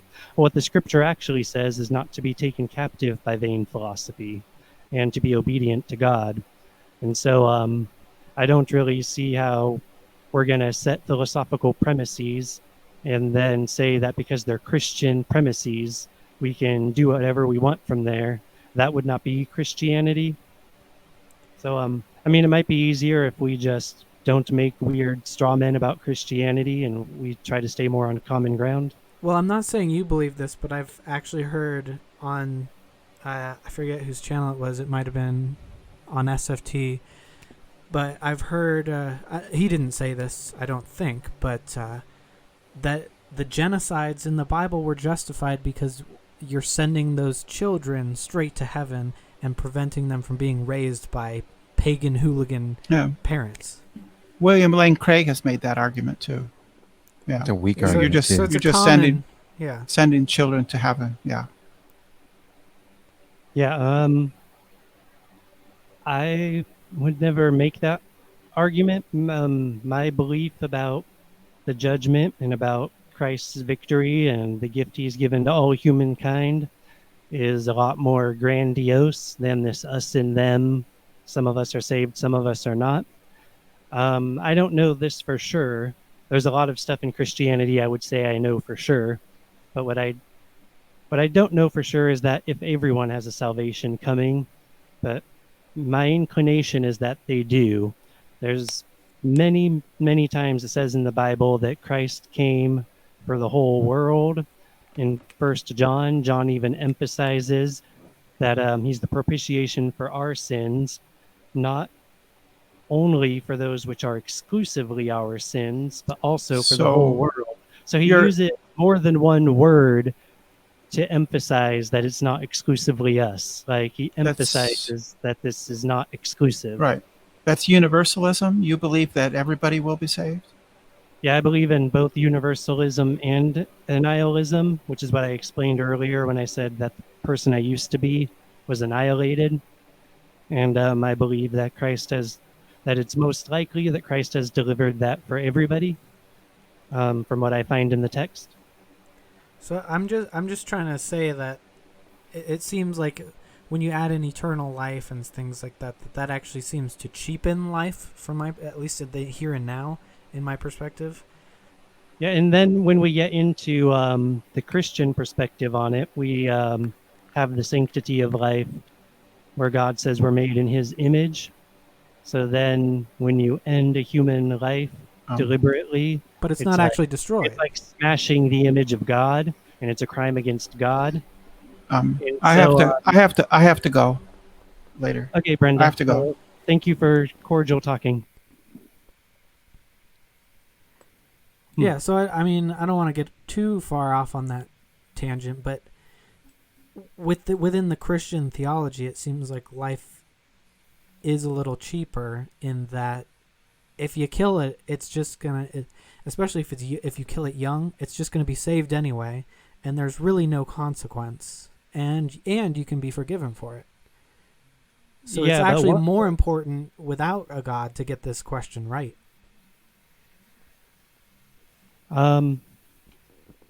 Yeah, I can agree that because Christ has reconciled these consequences, that that there's a beautiful thing there, that no matter how much we get things wrong, Christ reconciles it. But in our belief system, we don't think that that justifies the wrongdoing. And I mean, this philosophically and spiritually somewhat gets into what I wanted to debate with you next, which would be, was the snake right? And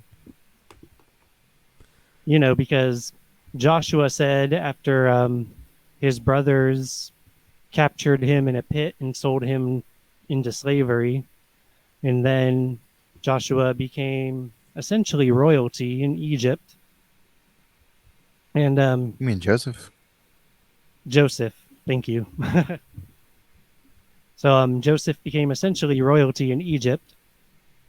And then when his brothers came down with the entire tribe in order to have a better life there in Egypt, and they met Joseph, they were afraid he'd be angry, and he was just very glad to see them and very forgiving. And he said, "You meant it for evil, but God meant it for good." For good. And so the fact that God comes through and is gracious and reconciles everything for us, it's expressed in the scriptures that does not justify evil. So this discussion of whether or not abortion is evil is still on the table. And Romans talks about like the fact that just because grace abounds more when there's more sin does not give you liberty to then sin more so that grace will abound more. Yeah, I'm not even saying it's justified. I just think it's less evil to get this question wrong under Christian theology. Because in the end, you just go to heaven either way. Well, it's less damaging, but if we're talking about less just or more unjust or whatever, we're about to get into like the old presuppositional, you have no basis for any sort of justification for your morality. And I don't really want to jump onto that just yet, because I'm still trying to address what you're saying about accidental pregnancies and how we should be allowed to reverse it. And hey, I gotta head out too. So thanks for having me on. See ya. Thank you very much, Noah. See ya. And we should have this whole discussion separately, but what you said about was the snake right?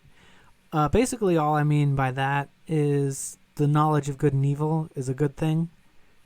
And we can unpack that all another time if you want, because it's probably going to take an hour at least to really dig into it. But I was thinking that could be our next debate, so that it wasn't like me explaining my perspective the whole time and you just getting to respond a little bit. Yeah. But this time you could keep describing why you think that. And then the only question about that is sort of how much are we going to reference the Bible in this? Because you get your snake image from the Bible, but it seems that you don't consider the Bible to be true, so it's more just where you pull your metaphor from. So then I don't know if discussing it in biblical terms would even... Well, discussing it in biblical terms would just say where I'm coming from when I respond to you. So I guess that's sort of how the discussion will go, is we'll be discussing... Well, it is a biblical reference, but kind of like with a wink and a nod. Like it's getting meta about it. It's kind of like a commentary on, well, you thought that this was one way, but it's really, if you look deeper, it's something else. And at least in our culture, the Bible is kind of that bedrock that people tend to look to. So it's kind of like flipping it on its head or looking at it from a different perspective. Yeah, and with a different perspective on that, I'll definitely bring both the Bible to it. I'll bring the Bible to it a lot, but in direct response to the philosophical claims and all that. So, like, I think it'd be a very fun perspective to have that discussion on.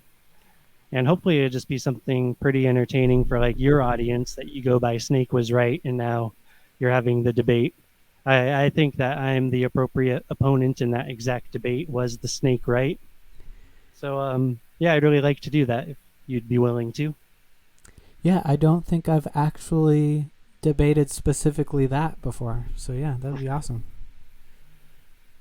Yeah, because there's still more that, like, more of my case to make that Jehovah is the God of Messiah and the God of Messiah is likely. But I felt that last time the focus was on me a lot, and I like to do my best to take turns with that focus. And that was when it occurred to me we could debate, was the snake right?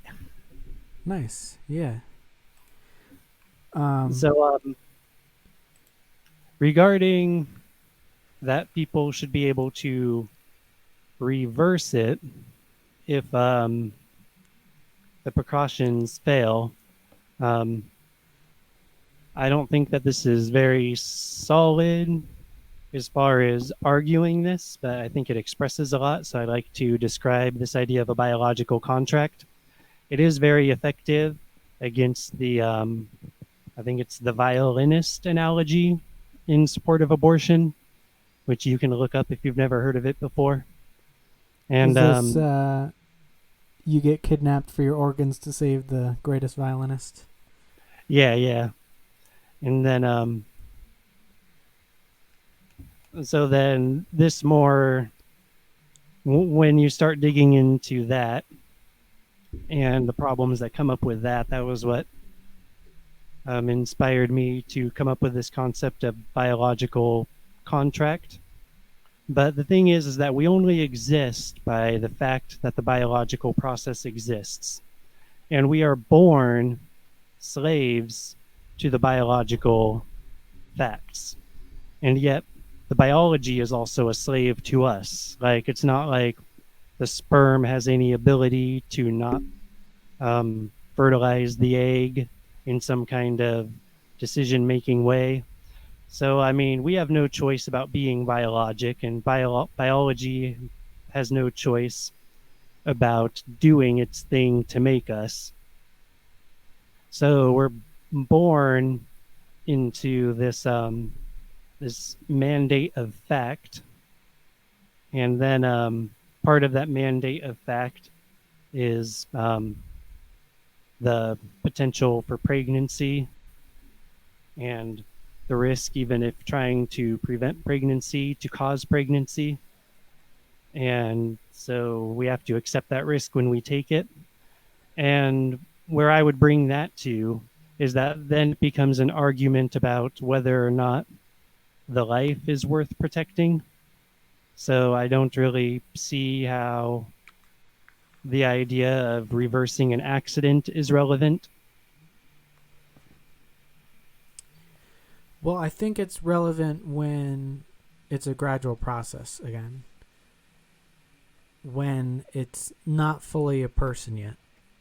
That it really doesn't make a difference whether it never happened before or if you're just reversing it. And then you talk about it being a gradual process, but let's think of like a wind-up toy. And you wind it up and you hold it so the gears are not moving at all. But there is a rather exact moment when you let go and there's a process and it's bouncing. And so, there's the sperm and egg, meat, and all of that is the precursor, the wind up. And then as soon as the cells are duplicating into cells that carry the necessary process to make a mature person, then you have that activity happening, like when you let go of the wind-up doll. And so I just find the analogy about building a house to be incorrect. Like, it's not analogous is what I mean by it's incorrect. Because I know all analogies fail somewhere, but my accusation here is that it's just not analogous.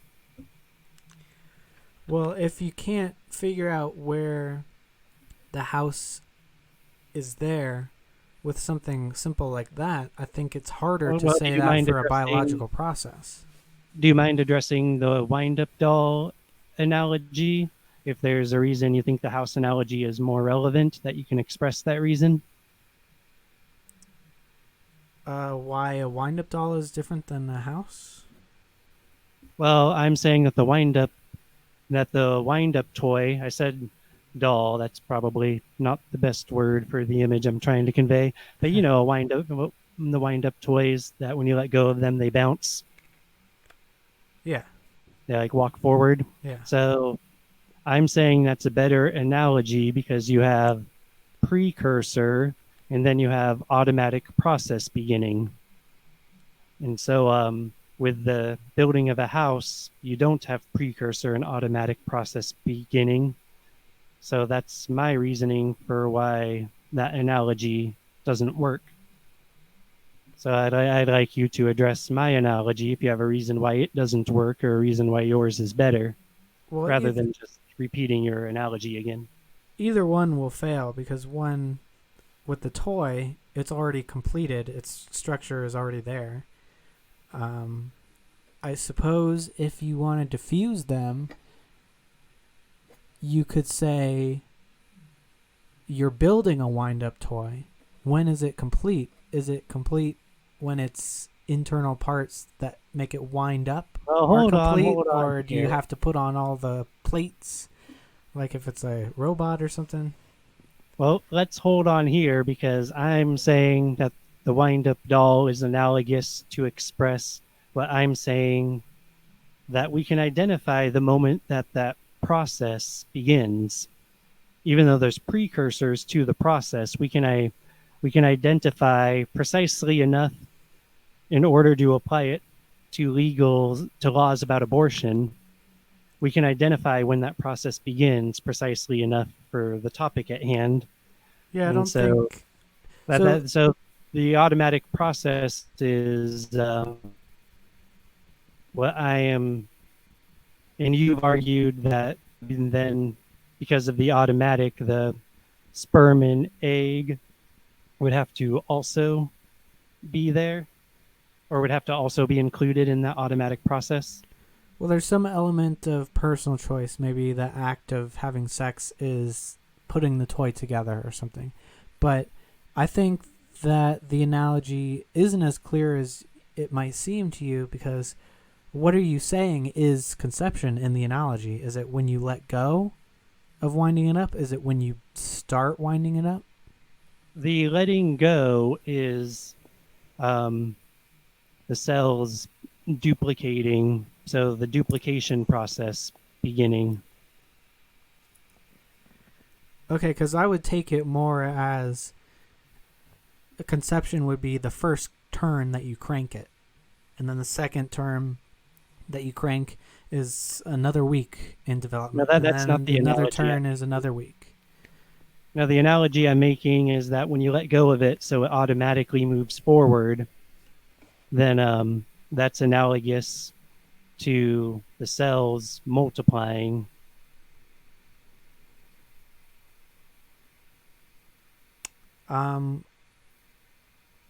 Okay, but I don't think the analogy works like that.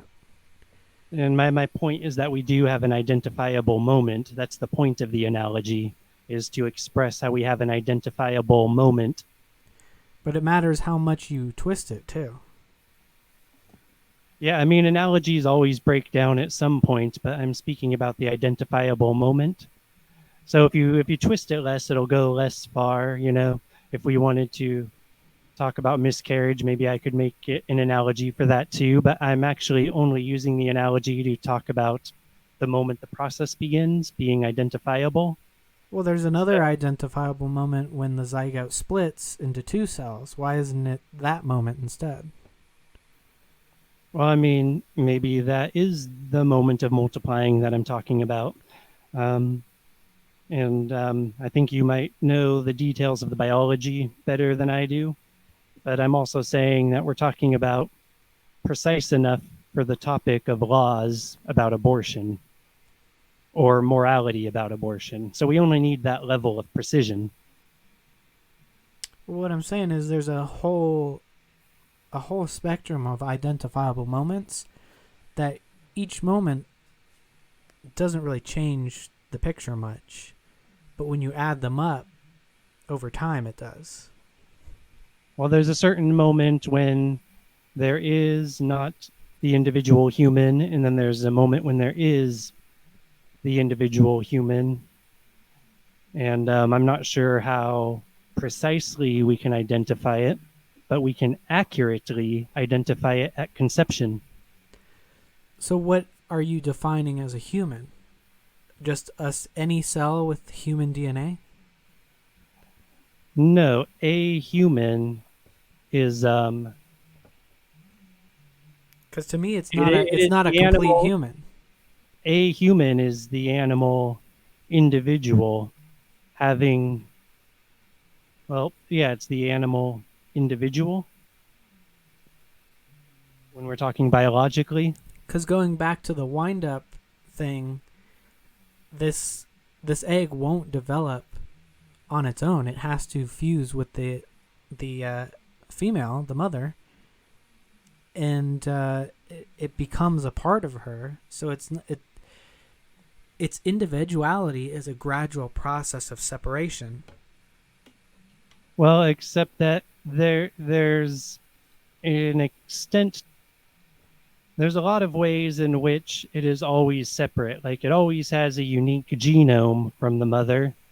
So that's the thing is you keep bringing up a different issue, and I keep saying a way to identify regarding that specific issue that, well, we still have easy ways to identify these things, but then like now you could focus on genetics, and then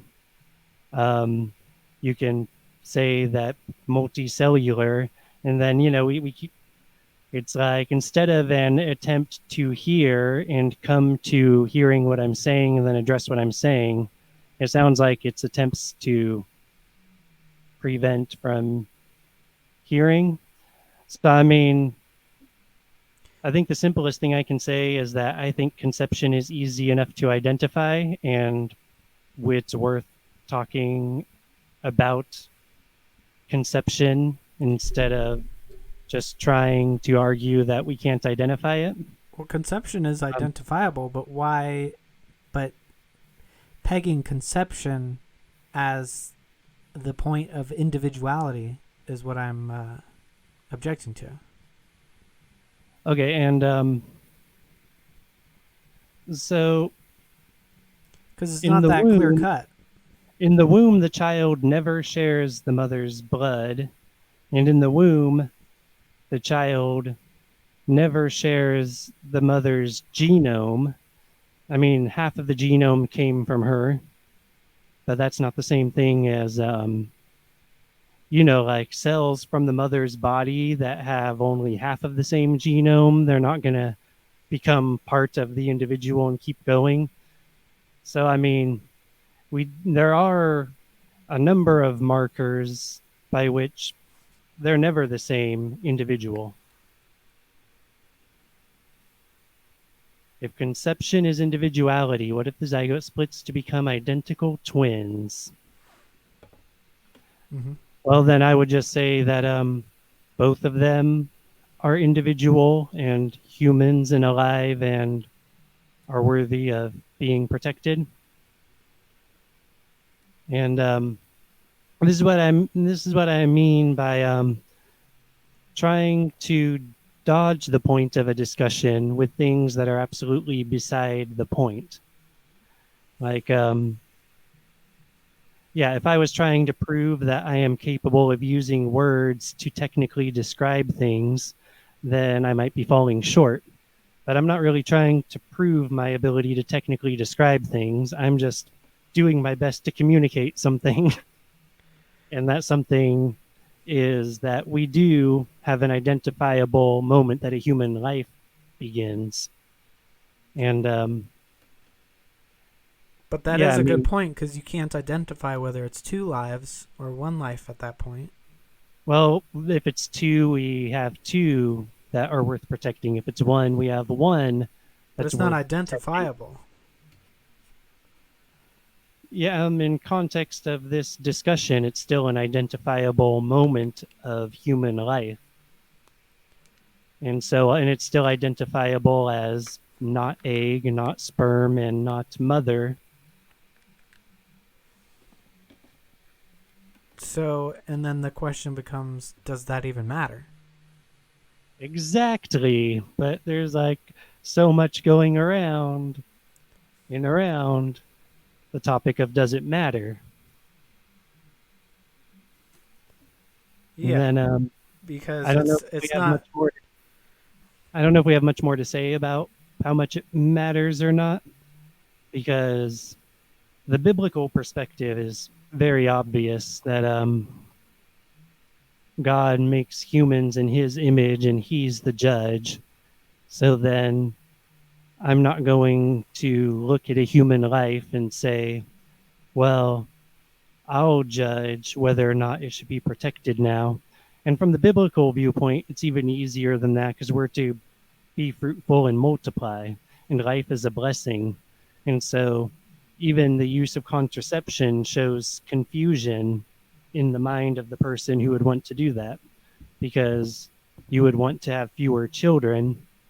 Our society today is structured so that children are a burden, but it used to be structured that children were an asset. And which probably sounds objectionable to some people, like they're your asset, you're going to use them to do work and stuff.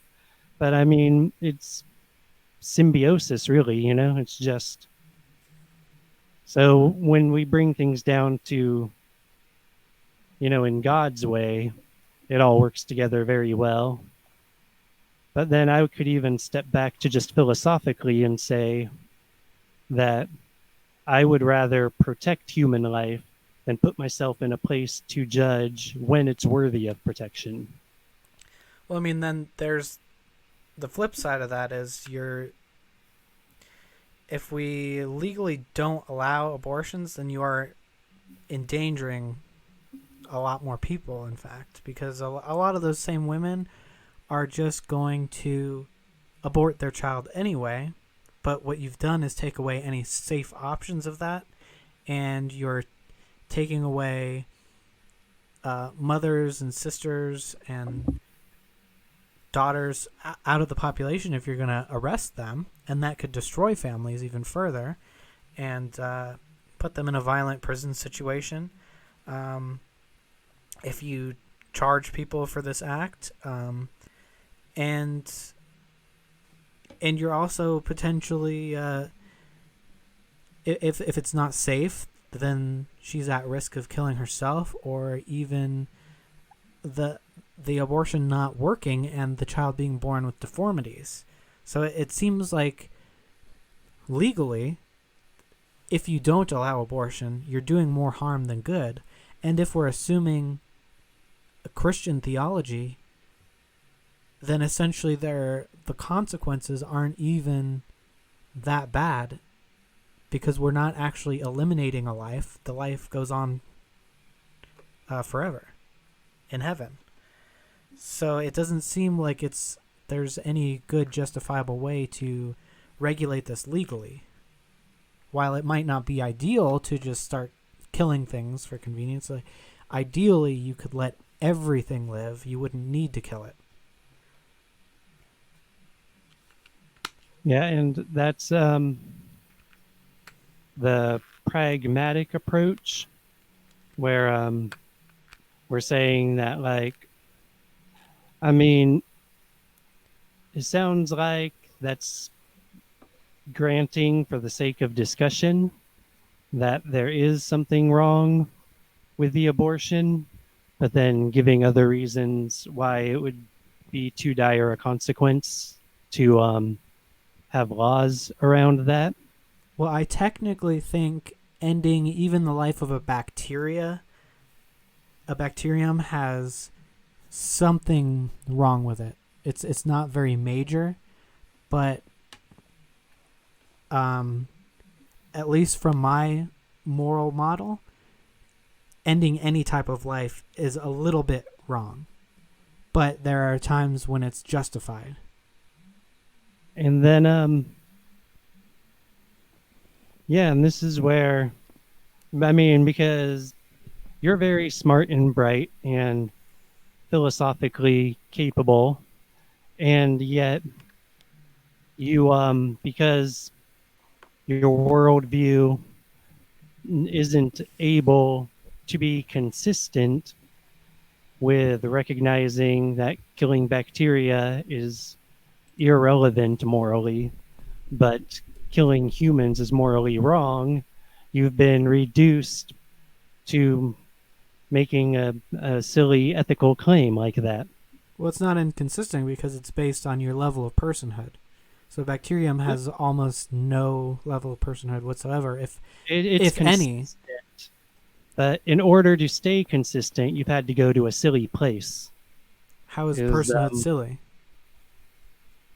Well, this idea that there is something wrong with killing bacteria, I find that silly. So that's why I'm calling it silly. Why is it silly to end the existence of a thing? I think the ending of anything is technically wrong. It has to be. I think that really shows an inability to assess values well. There's a scale of how valuable a thing is. Like, if you obliterate a rock, well, big deal. But if the rock was the only thing that ever existed, that's better than nothing existing at all. So that rock should exist.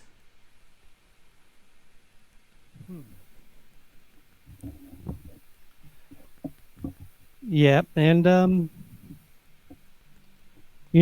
we're in this whole subjective area because rocks can be built into walls and beautiful castles and mansions, but has there been a slight moral wrongdoing in exchange for a better,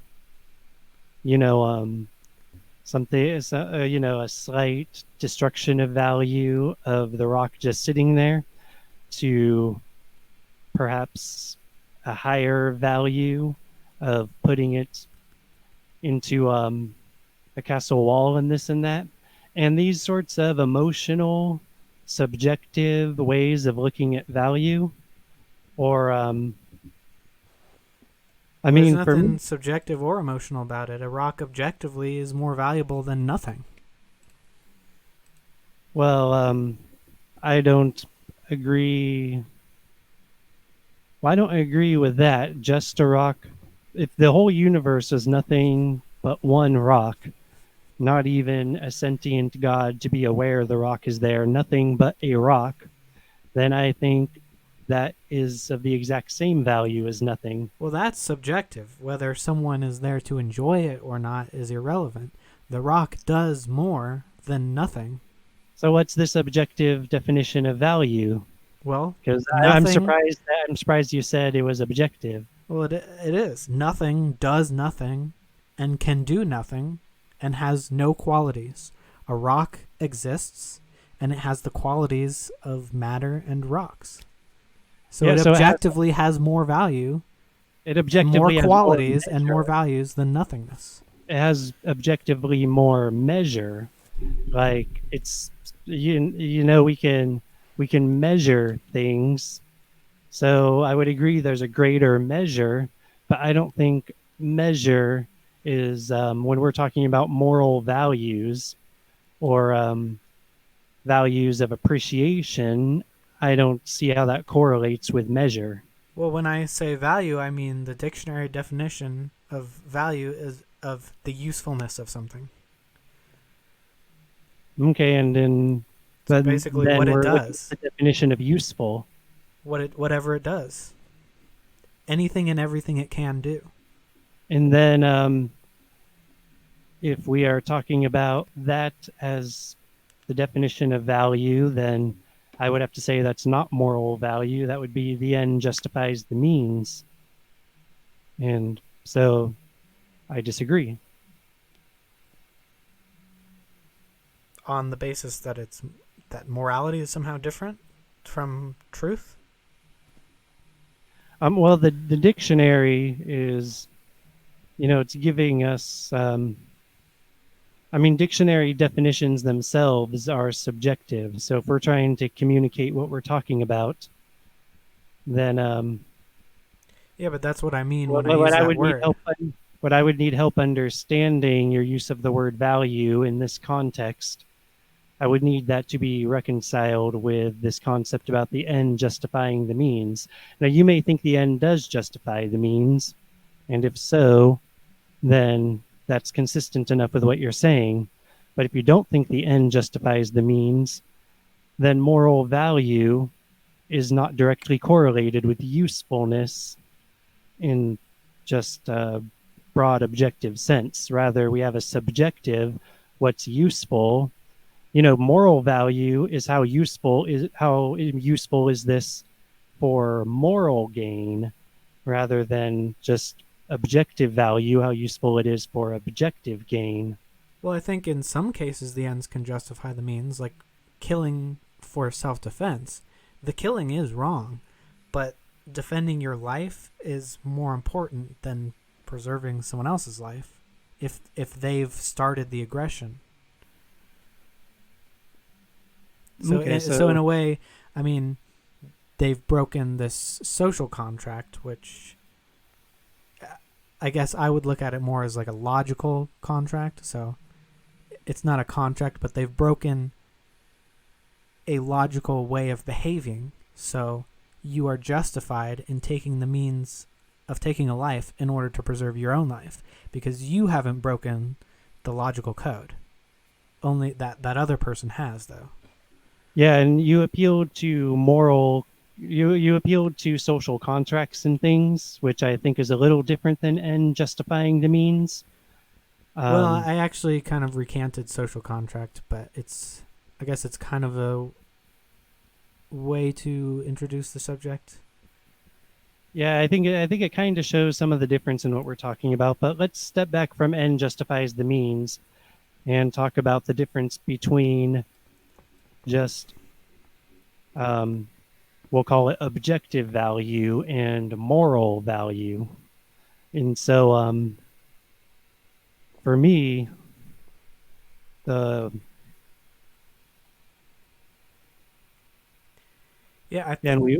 think the state that something is in determines how much value or personhood it has. Like a rock does not have personhood.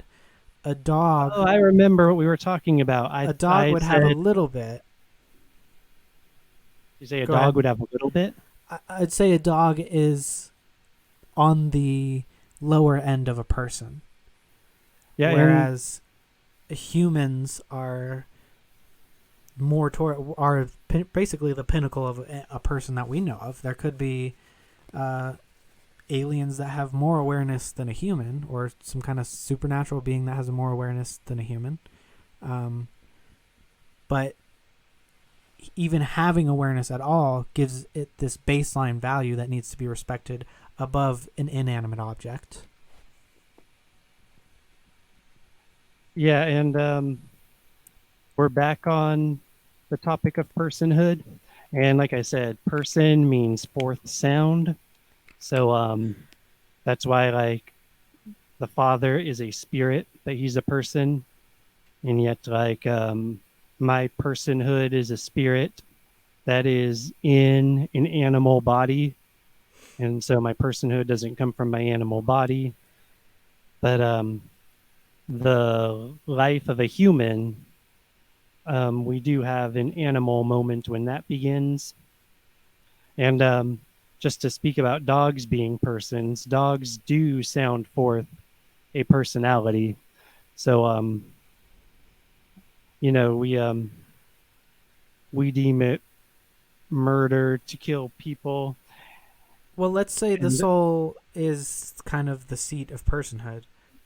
That there's something about the soul that gives it that personhood, whereas it's conscious. It has the capacity to reason or feel, things like that. Would you agree with that? Like, that's what gives a soul its value, if there is a soul? What gives a person its personhood is that sound, which it is that harmony, which it is sounding forth. So person means fourth sound, and like the universe is the one song of everything, the one harmony of everything. So that's where the word universe comes from. If you remember our discussion and our debate, where I talked a lot about harmony and stuff, I didn't use the etymological connection, which would have been a fallacy in that context, but it does show that I'm not the first person to think this way, obviously. And so fourth sound, person, and God made us in his image. So really, everything is because the voice of God is fourth sounding. So in that sense, everything has a personhood. And then you could start to say, well, God also fourth sounded the rock, so it has certain value based on that. And it's interesting because in a lot of ways, this sounds incredibly similar to what you're saying, except that God also fourth sounded that he made man in his image. And there are abstract conceptual spirits. And so, yeah, what you're saying about consciousness, we don't worry about hurting a rock because the rock does not experience the pain of being hurt. But then a dog does experience the pain of being hurt. And then the question is like, we're much less merciful with, say, insects, which also experience the pain of being hurt. And then we can get to the point of a bacteria. And so, I guess what I said about it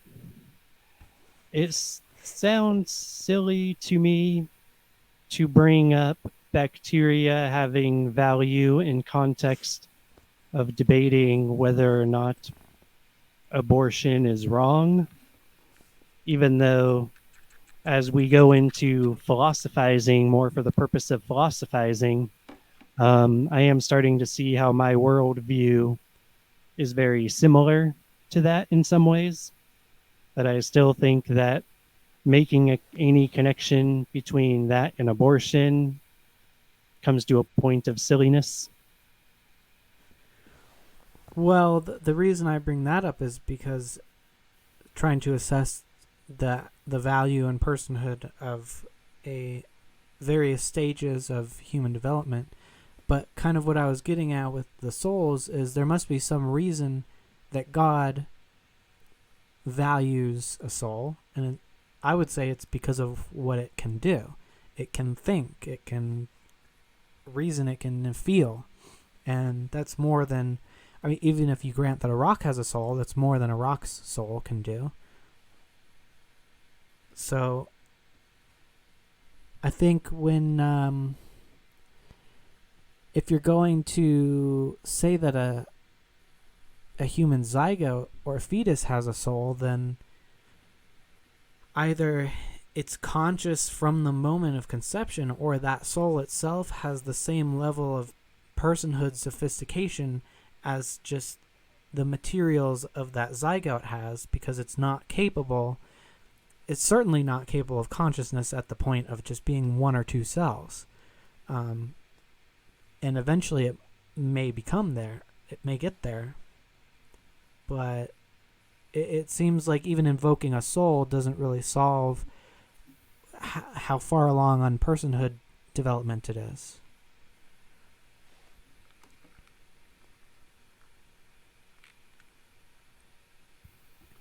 Yeah, so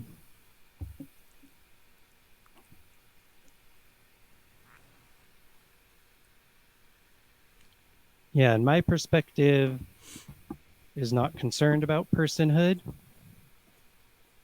I think that's just the way that we can measure like how much value that it has, so that we can make judgment calls of like, okay, what kind of ethics can we use for this thing?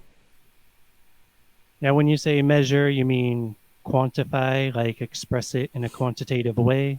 Because I don't think we can measure personhood.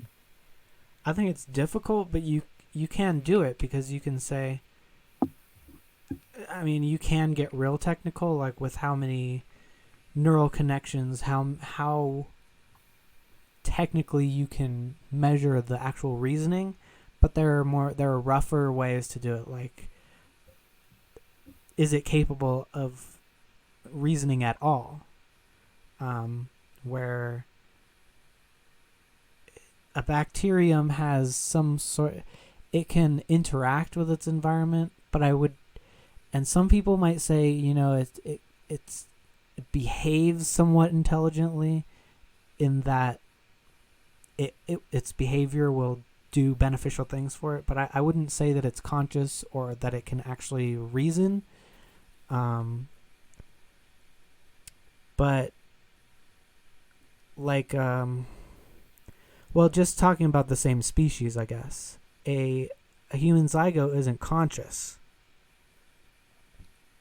but a human baby is conscious. Okay, I see. I do have to admit that I see why that seems very compelling. The only thing is that consciousness is so complex that I don't think we can have a specific point to deem consciousness, and we don't have any way to define,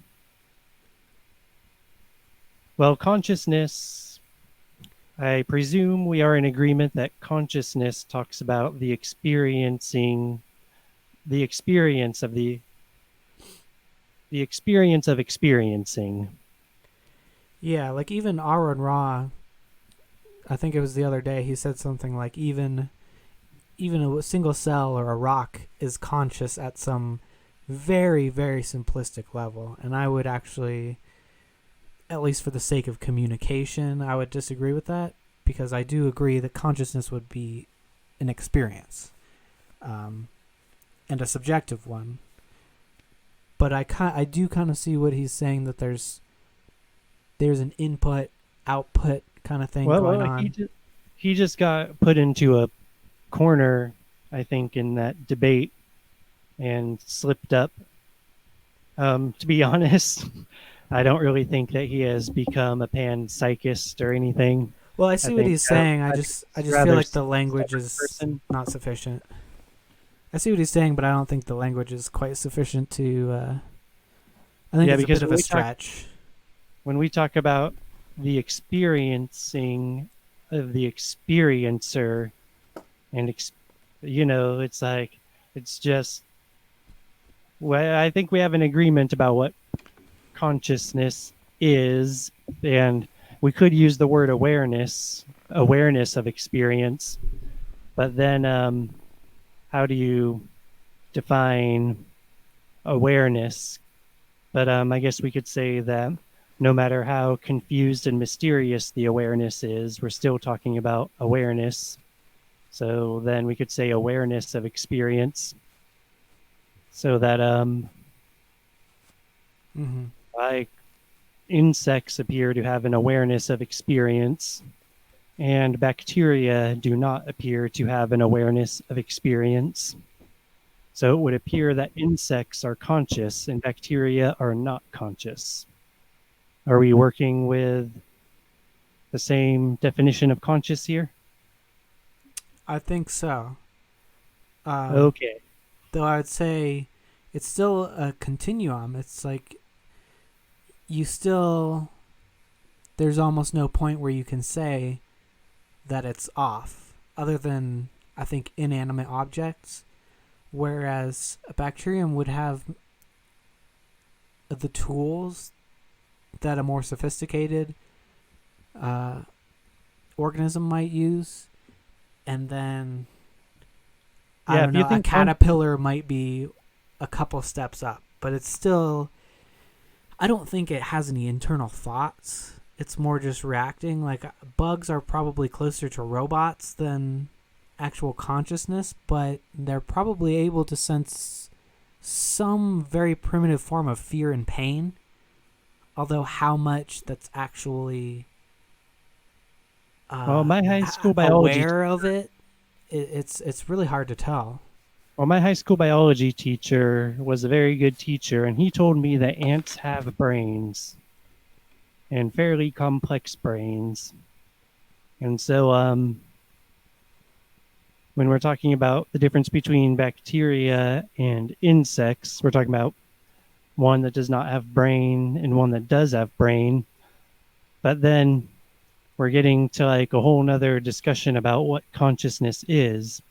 Because if one thinks that consciousness arises as a result of the physical brain, then there are other physical organizations of information which already exist in the I just realized that Johan's probably never knew about the link here, and I could have posted a link for him. But to be perfectly honest, Johan's the stream's already been up for 3 hours, and I'm thinking maybe for future audiences, I don't know if I want to jump back into repeating the topics that we discussed when you weren't here. So since I'm looking at winding down, I'm not going to post the link for you, Johans. But I would like you to be here some other time in the future. I'm doing a live stream every day now, so it'll be tomorrow at 5:30, so you can subscribe, or if you don't want to subscribe, you can just show up or something. And I'll be reading a journal entry at the beginning of each live stream, and then if anyone's there and wants to have open mic discussion, I'll be inviting them in. So yeah, Johans, I'm not going to invite you in now because I'm going to wind this down, but you are definitely invited in the future. And yeah, so we were just talking about consciousness, brains, not brains, information organization. So yeah, if we think consciousness arises from information organization, but there's really something very special about how we're aware that's very separate from physical experience. Like consciousness, in some sense, is abstract. Sure. I was gonna say, I think plants are maybe a gray area where you could make an argument that they're conscious, but at like maybe the most base level, because they are able to react to even music, and they move towards sunlight. There's certain music that makes plants grow better. I think even there was an experiment where they moved towards the music or something like that. I think, and there's some evidence that they respond to pain in a certain way and can even communicate with each other. And there's some really interesting stuff about how they have relationships with fungus too, where there's this whole fungus network under the forest, and the fungus kind of acts as like a banker. The trees will give them sugar, and the fungus will take the sugar and distribute it, and they'll give it to plants that are struggling. And it's like this whole complex relationship. And they're communicating with each other, and they're talking, and they're doing these complex trade-offs, but they're probably not aware in the sense that we mean, you know? Yeah, and from, I don't want to be promoting promoting a new age approach. I don't mind having agreements with the new age or anything like that, but I think it's very important that the approach to truth to benefit people is that Messiah demonstrated his worthiness on the cross. And so before I keep delving into these topics, I just want to really emphasize that point, that Messiah on the cross is how we can have a basis to start measuring other things that we value, so forth, so on, etc. Not pushing that at you, Snake, but just putting that out there before I talk too much on this new agey sounding stuff. Because well, I think it's just to demonstrate that it's a spectrum. It's not just on or off. Yeah, and I would think that the consciousness that plants have, they have these robotic type responses and stuff, and I do think that there is also a consciousness there, but that consciousness is owned and perceived by Christ, is what I would propose. That Christ is that universal consciousness, and then animals are given each their own, presumably their own individual consciousness, and humans are definitely each given each an individual consciousness, which brings up a very interesting question of like, are some of these animals going to be annihilated, or are or is there going to be a huge population of animals in the new Earth, or is maybe their consciousness really is just temporary for the purpose of being animals, and then so you're saying that this soul enters at conception, right? You see, I think spirit is probably the better word, because soul in the scripture really refers to self-expression, and we see this in 1 Corinthians chapter 15, when it says the first Adam was made a living breath, a living soul, but the second Adam was made a life-giving breeze, or a life-giving gust or ghost, a life-giving spirit. And so the difference there is that when we express ourselves as not being a part of God, but being individual and in rebellion against God, then that's the soul, that's the self-expression, the breath, the exhale, and the spirit is the inspiration, the inhale. So spirit, respiration, inspiration, these words are all closely related. So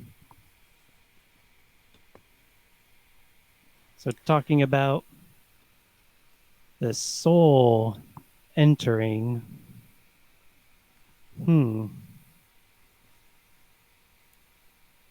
Because I think, I'm just having trouble talking on this middle point, because it's easier to talk about the surface, or it's easier to talk about the depth of spirituality, but where they meet, I'm struggling to talk about. Yeah, it's hard because it's a gradual. So I think for the purposes here, consciousness could be understood best as more of an awareness of one's surroundings, so that even though it's there's kind of a spectrum where you could say insects, even plants, have some sort of primitive consciousness. I don't think that's I think that's on the edge of what we're talking about, but it kind of relates to this development of a fetus too, because it's like they start off with none to the most primitive form of consciousness, and it's a gradual process towards this type of consciousness that we describe as an awareness, or as the consciousness of a person. And I think that the consciousness of a person is what needs to be protected more so than these other more primitive forms.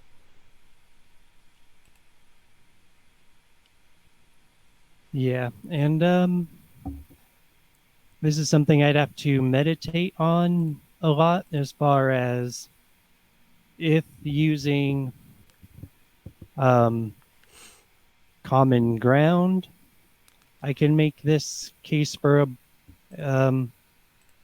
against abortion based on sanctity of life, because if someone wants to say sanctity of consciousness instead of sanctity of life, then I would, at least, even in that context, I would say, okay, for you, speaking to you, who thinks life is not necessarily sacred on that level, but consciousness is, then I suggest for your own self-consistency that you are very careful that if consciousness has possibly started to exist in the developing child, that you would then cut it off then, the deadline for whether or not you would consider abortion possibly viable. Yeah, I think that you could easily make a case for cutting it off earlier than 28 weeks because I think the brain is there a little bit before then. But I think right before you get a brain is a pretty safe place to cut it off. Because as far as we know, there's no consciousness without a brain. And even if there's a soul before there, apparently the soul doesn't have a consciousness either at that point. So the soul itself is developing in tandem with the body. Yeah, well, that's also another interesting point is that does our consciousness only experience our brain, or is there also direct experience between the consciousness and the body? And I guess that's a matter of the nervous system. We do know that our consciousness only experiences the nervous system at most. And we always talk about the signals from the nervous system reaching the brain. But, and maybe I just don't know the science well enough, but I do wonder if the awareness might actually reach into the nervous system rather than the signals actually having to reach the brain.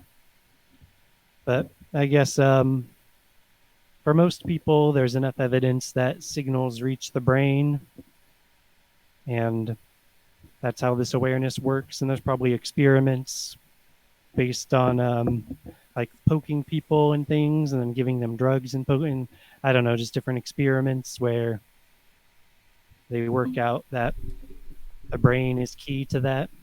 So I'm probably in the wrong direction with this point that I'm talking about now. Yeah, I mean, we could talk for hours just about,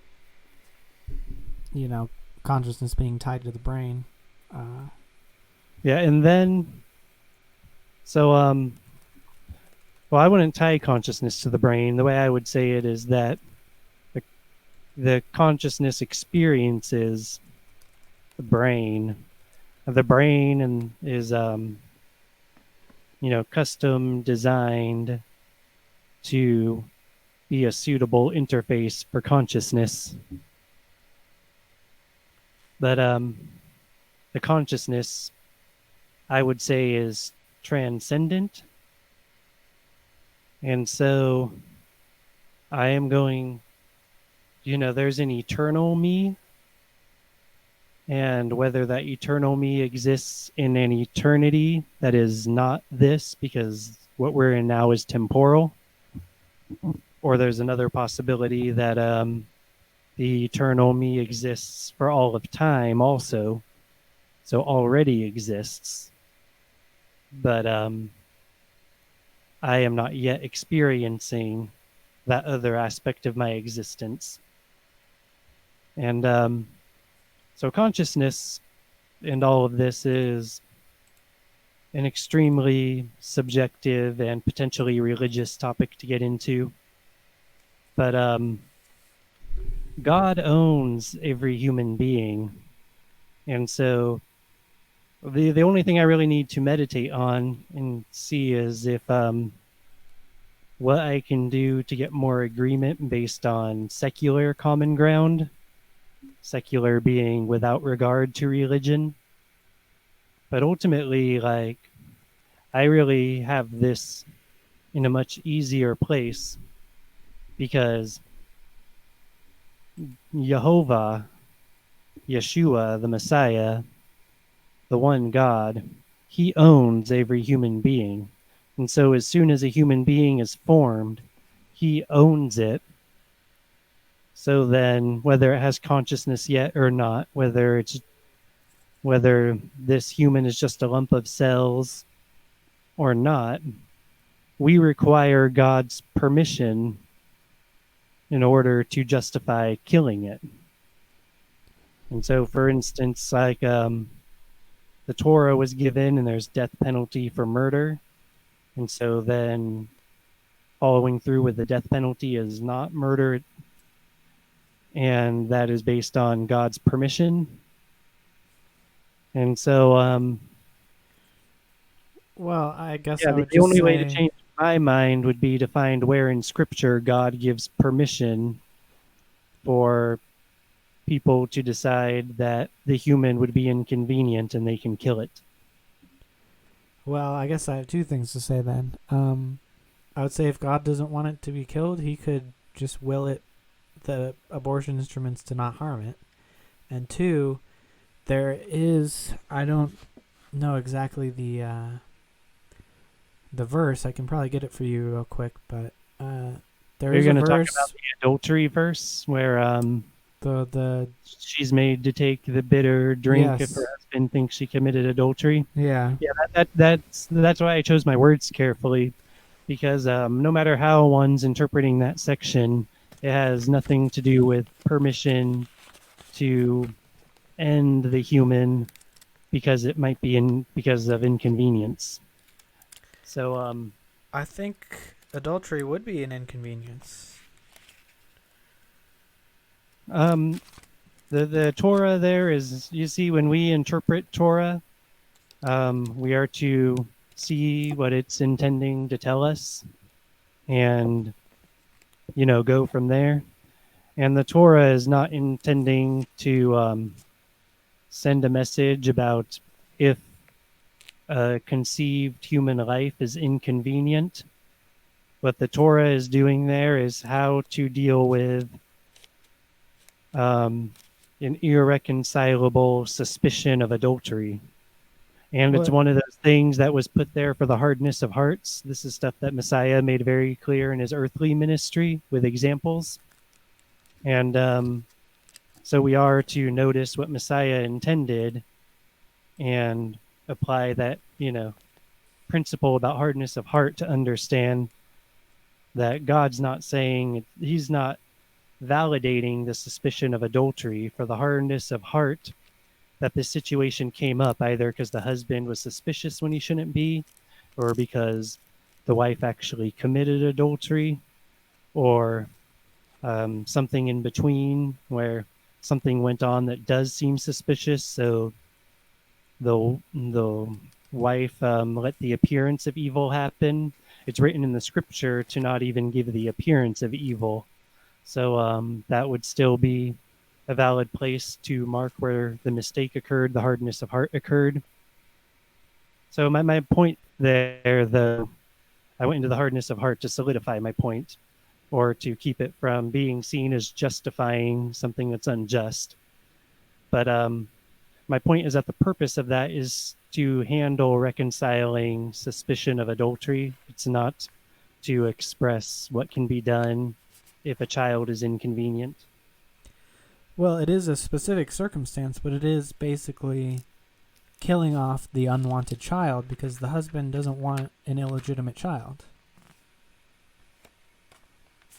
Except that in the text, God promises that if she committed adultery, then, okay, I see what you're getting at, because God promises that if she committed adultery, there will be no child, and if she did not commit adultery, then there will still be a child. Mm-hmm. And so, yeah, and you did manage to bring me to one of the very most difficult spots in Torah, but that's fine. I'm gonna think about it for a few seconds here, but I may not be able to sufficiently address this.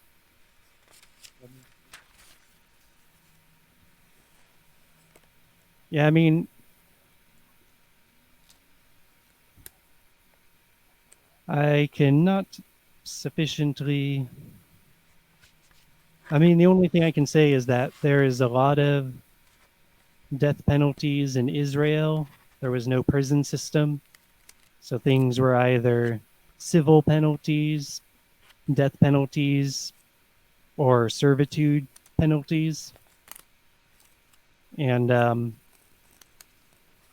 the death penalties were for the purpose of preserving Israel as a specific sort of nation. Um, for instance, there was one time when someone broke Sabbath and the people had to stone him to death. And of course, no one wanted to. But like, I wouldn't be keeping Sabbath today if they had not stoned that person to death. Like, there would have been no consequence to Sabbath, and people would have dropped the Sabbath.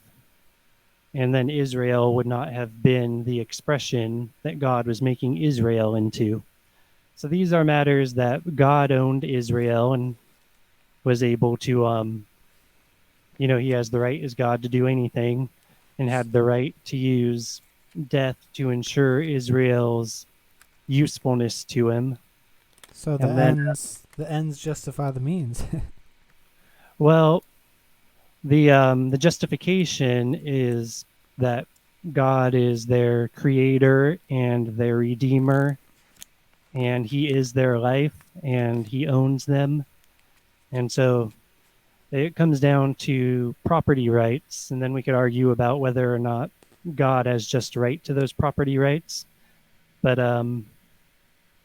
so it's not about the end justifying the means. It's about he owns beforehand, so it's justified beforehand, not based on the ends. And then, if God is going to make certain judgment calls, that he's going to do things to certain ends, then, because what Christian morality actually comes down to is obeying Christ. And most of what that comes down to is obeying Torah, even though most Christians would disagree with that. But we understand Torah by the spirit of what's written, not by the letter of what's written. And Christ added to the Torah, and a lot of what he added was mercy and forgiveness. Because he has forgiven us, we must forgive others. And because he has mercy towards us, we must have mercy towards others. And he used the cross to express this. And that's why being a good person and caring about other people in that spirit of loving your neighbor, they are absolutely correct that is the more important aspect of Torah.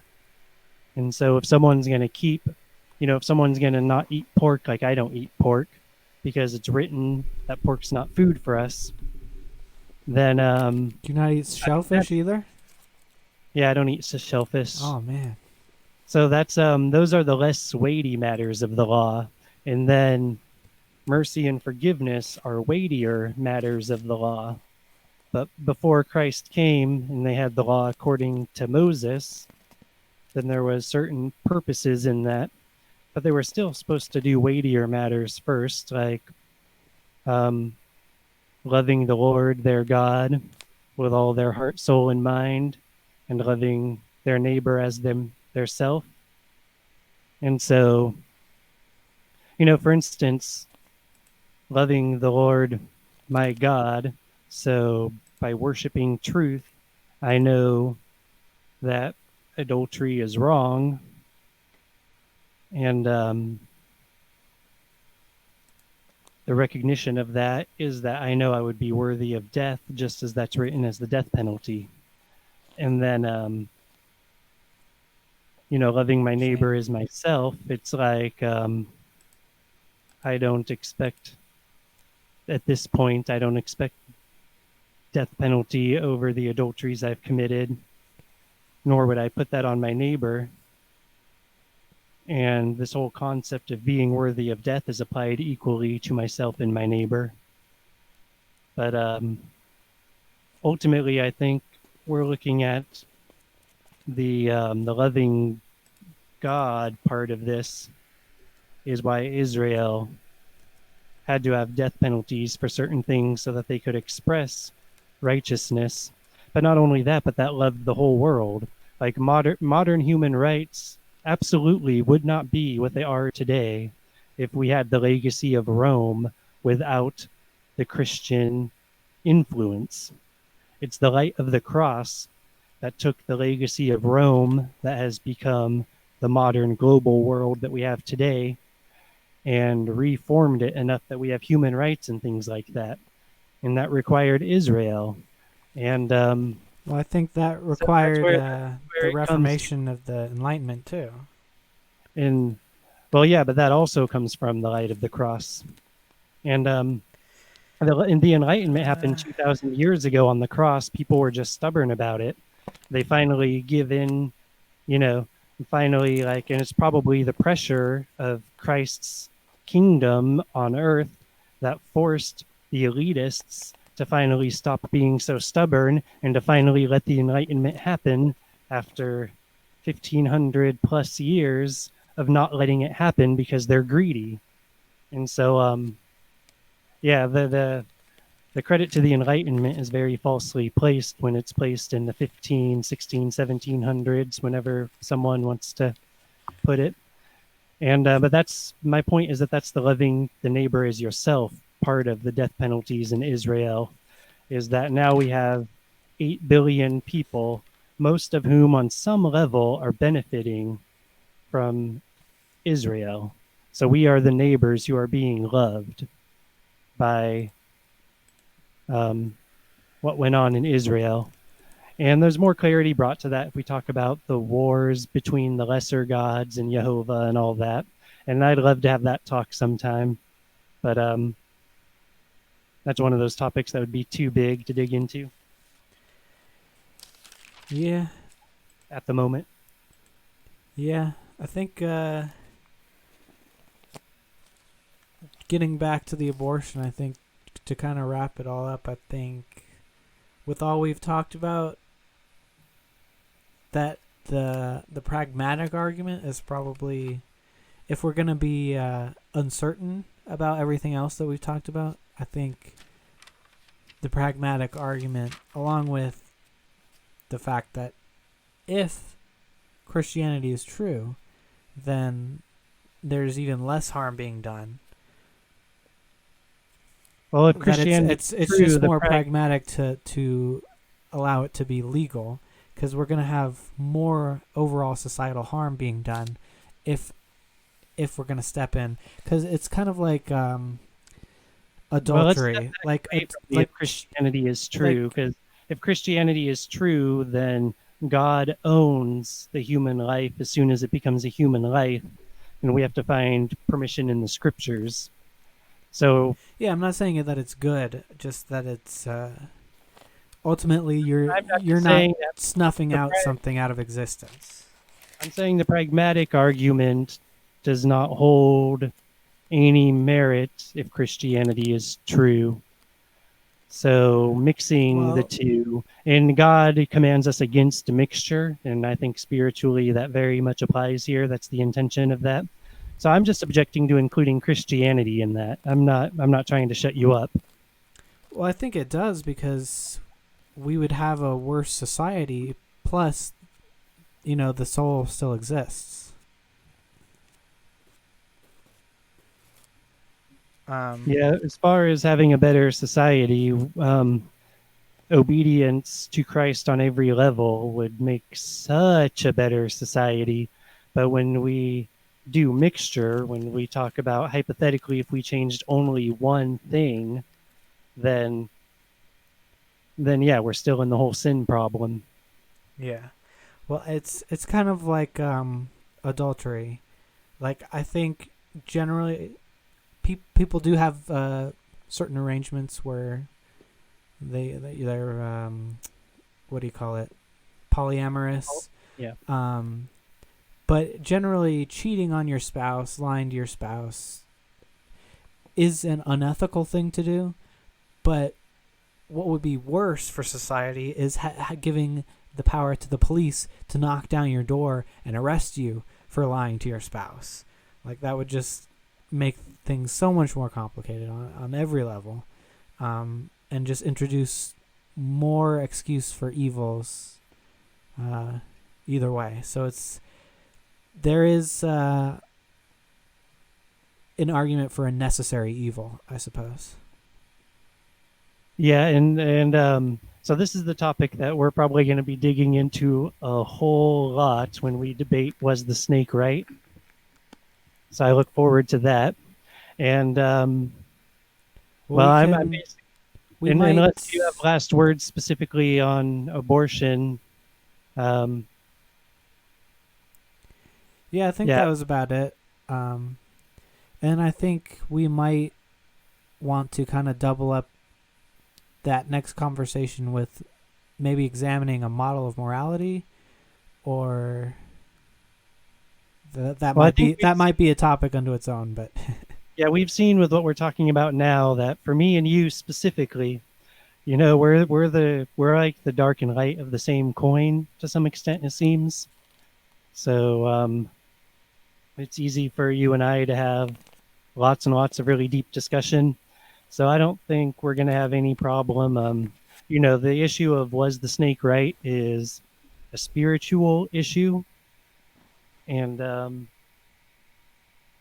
so we're not going to have any problem getting into all sorts of relevant and interesting discussion on that. For sure.